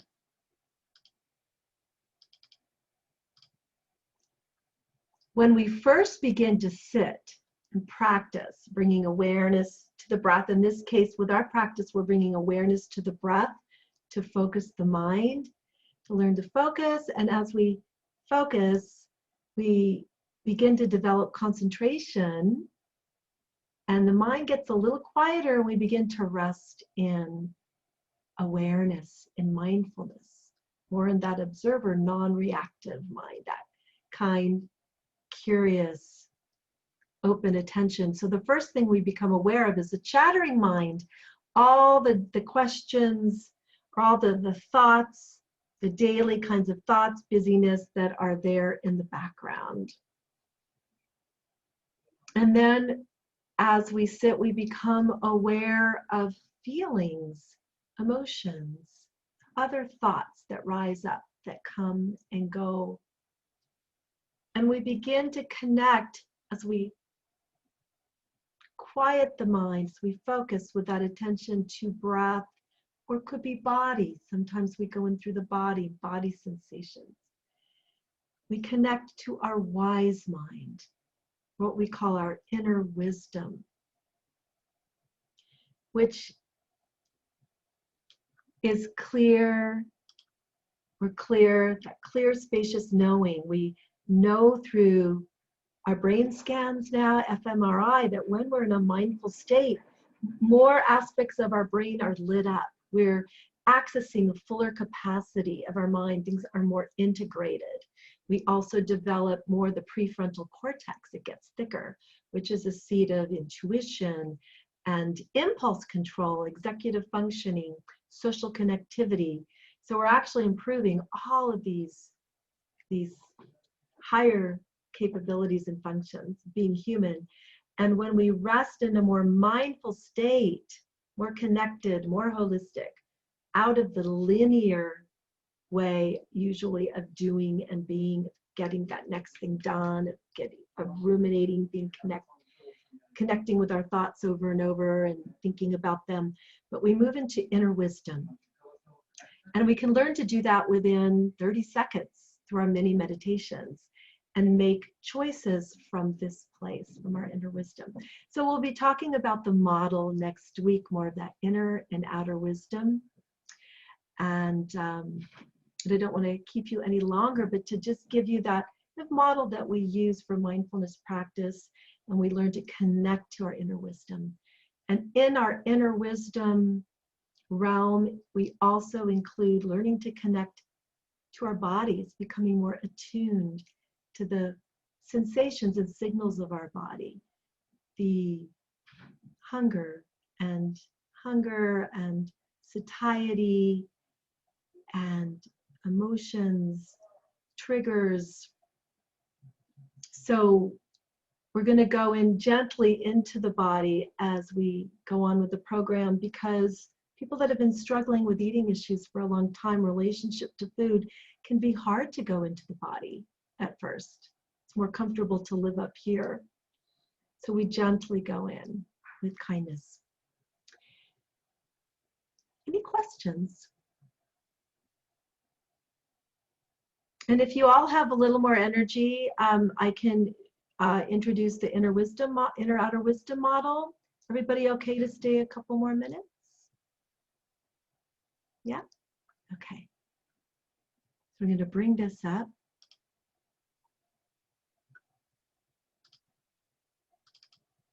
This is the model.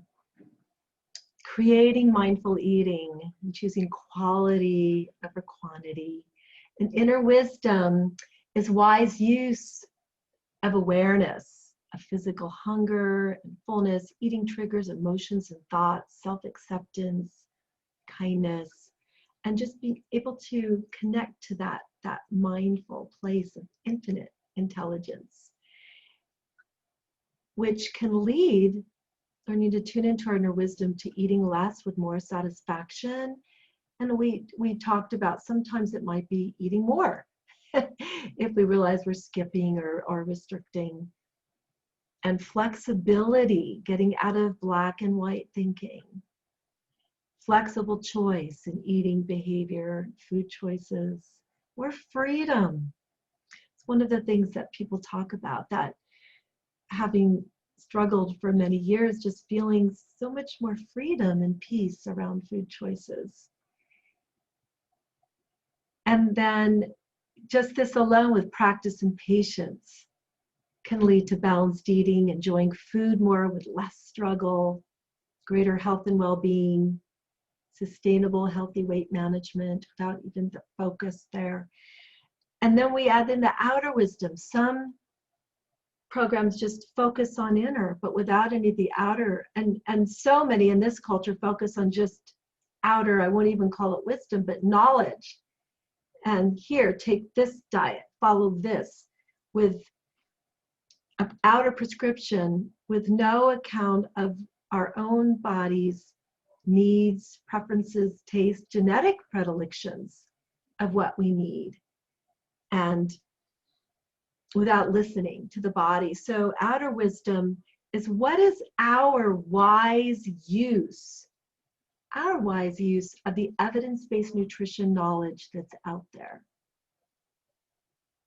How can we use, do we want to pay attention to calorie information?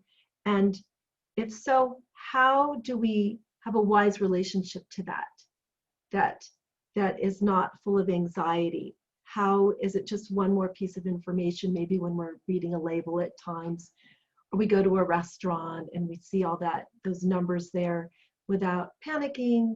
Is it helpful to us, or do we want to pay attention to that or not? And sometimes it can be helpful. How do we pay attention with wisdom? So it's just more information, but not something that creates anxiety. So we choose what is helpful for us in our relationship to outer wisdom.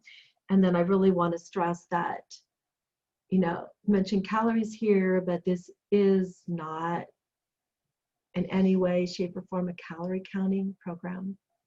It's just, how do we bring wise use to all the information that's out there?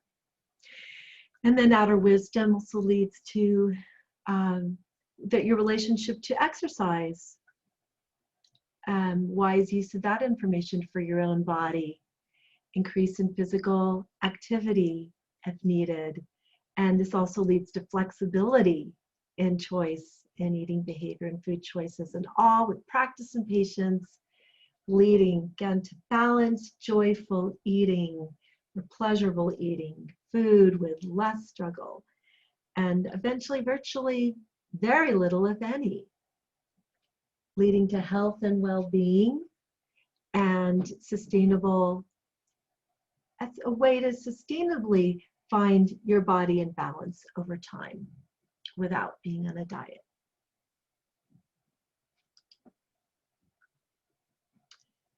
So any questions about that model?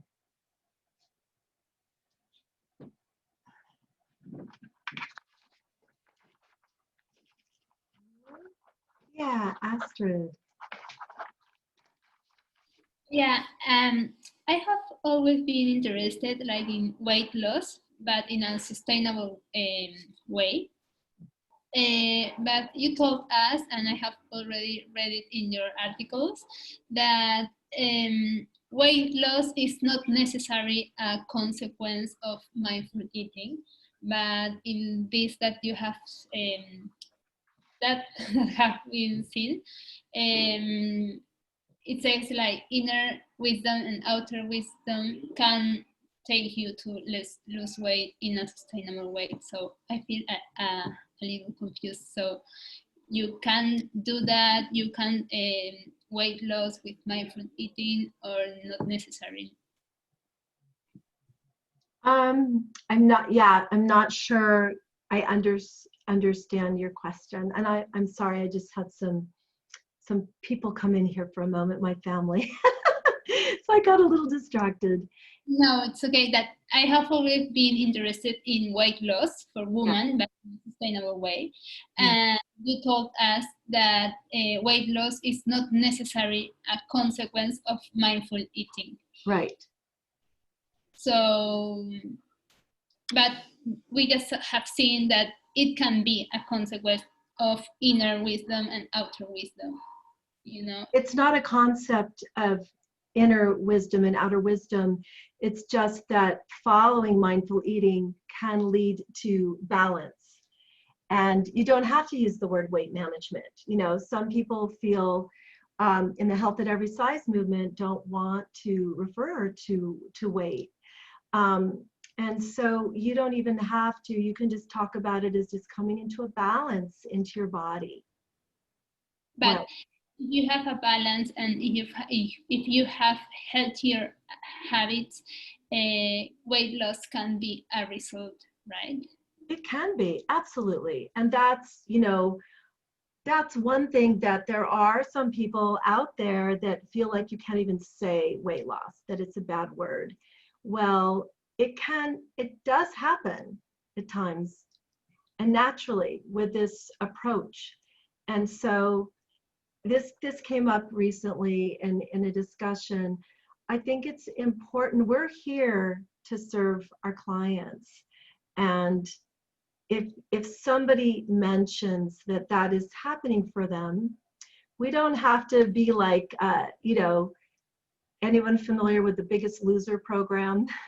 I never watched it, but it was this huge weight loss contest, you know, and I'm imagining they probably had, when people lost weight, they had like confetti and yay. And so no, this isn't a weight management program where you're like, yay, oh, you did it. We're not focusing on that. But if someone comes in and you can just, and you can say, oh, how does that feel for you? Oh, great. You know, just acknowledging their experience, but not shaming them. There can actually be a tendency as new practitioners are coming in, they're coming into the Health at Every Size model, where there's actually a shaming of making wrong when people are noticing that they're losing weight, or they're feeling good about their body. So you don't have to negate that, but you also don't have to go, yay, but just, you know, how is that for you? Okay, great. And then continuing on with the focus of all these wonderful, nourishing practices that they're learning. Does that make sense for you, Astrid? Yeah, great. Thank you. And that, and you know, even today I looked at that and I thought, because the model has evolved. It used to say weight loss, right? And you know that there were earlier studies, and that was one of the outcomes. And of course, with the NIH funding, that's what, which is the National Institutes of Health funding, that's the outcomes they wanted to look at. And so a little more outer wisdom was added, and a little more with calorie awareness, which the way we're learning in this more weight neutral, weight inclusive approach, we have a minimum of calorie awareness, only as it is helpful, as it serves.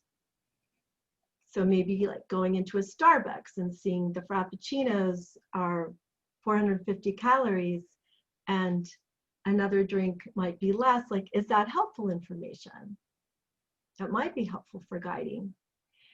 So in that model, you could easily say coming into balance with your body. You don't have to say weight management at all. And I looked at that today and I thought, I didn't even remember that I had that in there. I wonder if I want to take that out. So to be honest, yeah, Celeste, yeah. I just wanted to share that, like, for me, it brings up that, like, weight is not the indicator of health that we have been taught it is, especially in United States culture, and it's not the indicator of worth that we've also been taught, especially as women, that it is for your life, or, you know, your ability to be, because there's been so much focus on it in our culture. It's really nice to, like, combat that with just not focusing on it. Mm-hmm. Yeah, absolutely. And there's a great book, if any of you are interested in kind of some of the anthropological, historical, and cultural history of focus on weight. It's a really good book. It's called The Religion of Thinness. Religion of Thinness. The Religion of Thinness. It's an academic book. It's written by a professor, actually at a university that I taught at, brought mindful eating to, and I really love that book. And it's, you know, it's like, I know, Celeste, you said you study feminism and oppressive ways that people are oppressed, and there is this oppression in our culture of this focus of, if you have a certain body, then you will be good and loved and okay, and there's this even so this book suggests even that it's become almost like a religion. Then I'll be or then I'll be happy, or I'll find meaning in having this particular body. So it's very, very, it's a good book. It's quite eye-opening. Sounds interesting. Yeah. Yeah. I believe that I discovered even in that, I think it was through that book, unless it was an article, and I don't know if it still exists, but this was quite eye-opening. There was actually some kind of groups for people with anorexia, and they were support groups to stay thin and muscle through everything. And I think they used the name, there's something to do with the word like it sounds like some of you might know about this. They used the name of a goddess they almost were like identifying with. So that was quite eye-opening what's out there, and you know, very, very damaging and to people. So actually supporting this mentality. They're kind of hidden, I had never heard of it before, but they're out there. So really great. So, you know, we're here as we want the best outcomes for our clients and our patients, and to be happy and healthy. So he says, well, how do we support people the best in that? And I don't believe it's in shaming if somebody says, and I think that these are more newer providers that are maybe coming in at the health at every size model of, sometimes because I see these discussion boards, there's some shaming that happens. How do we support our people the best? And it's a gentle redirection, and a focus on health and well-being. Yeah. And then magic happens.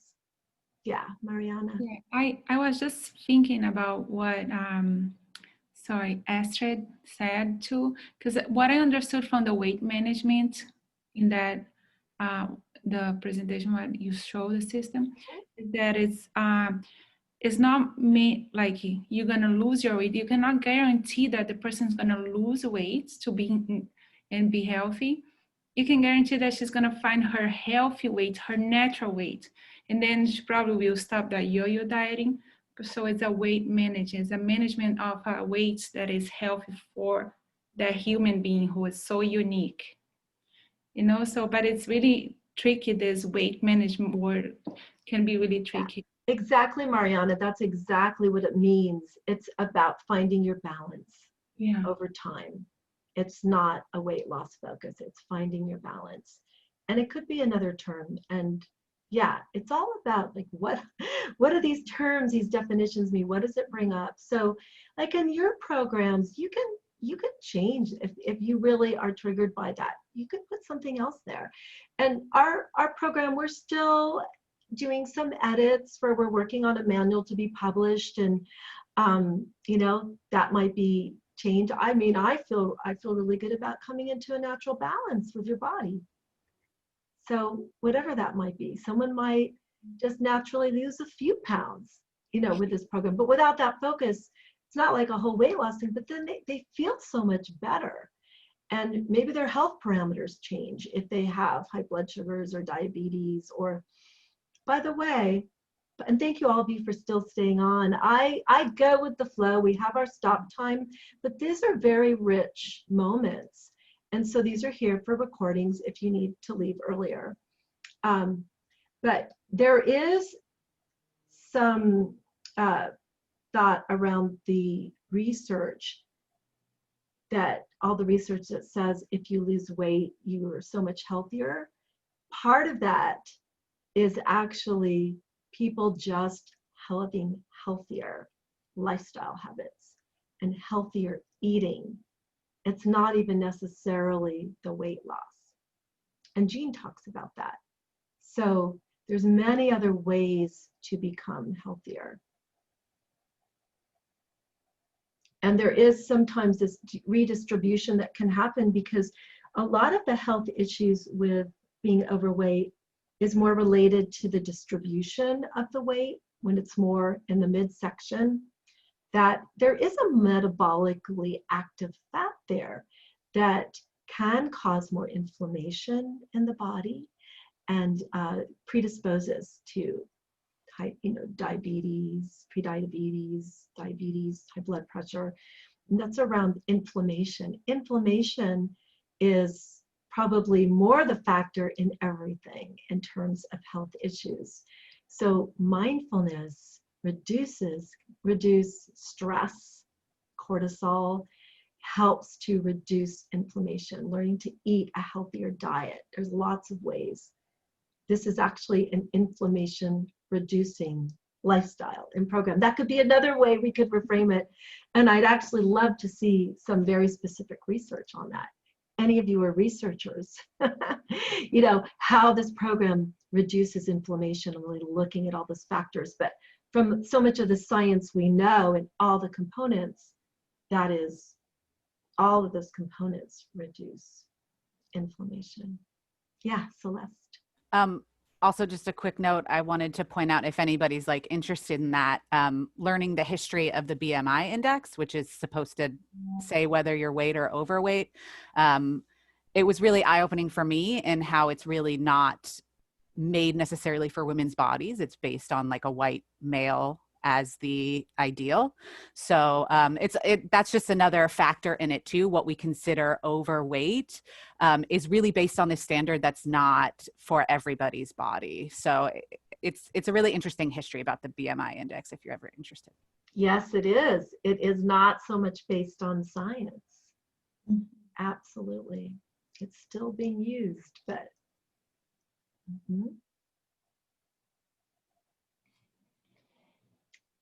Okay, well, great discussion. So yeah, this is freedom from all that, from the diet, and we'll continue on peeling away the diet mentality and freedom from that. Just finding a healthy, flourishing balance with your body, thriving and flourishing in body, mind, heart, and spirit. So that is the intention. So excited to share this journey with all of you.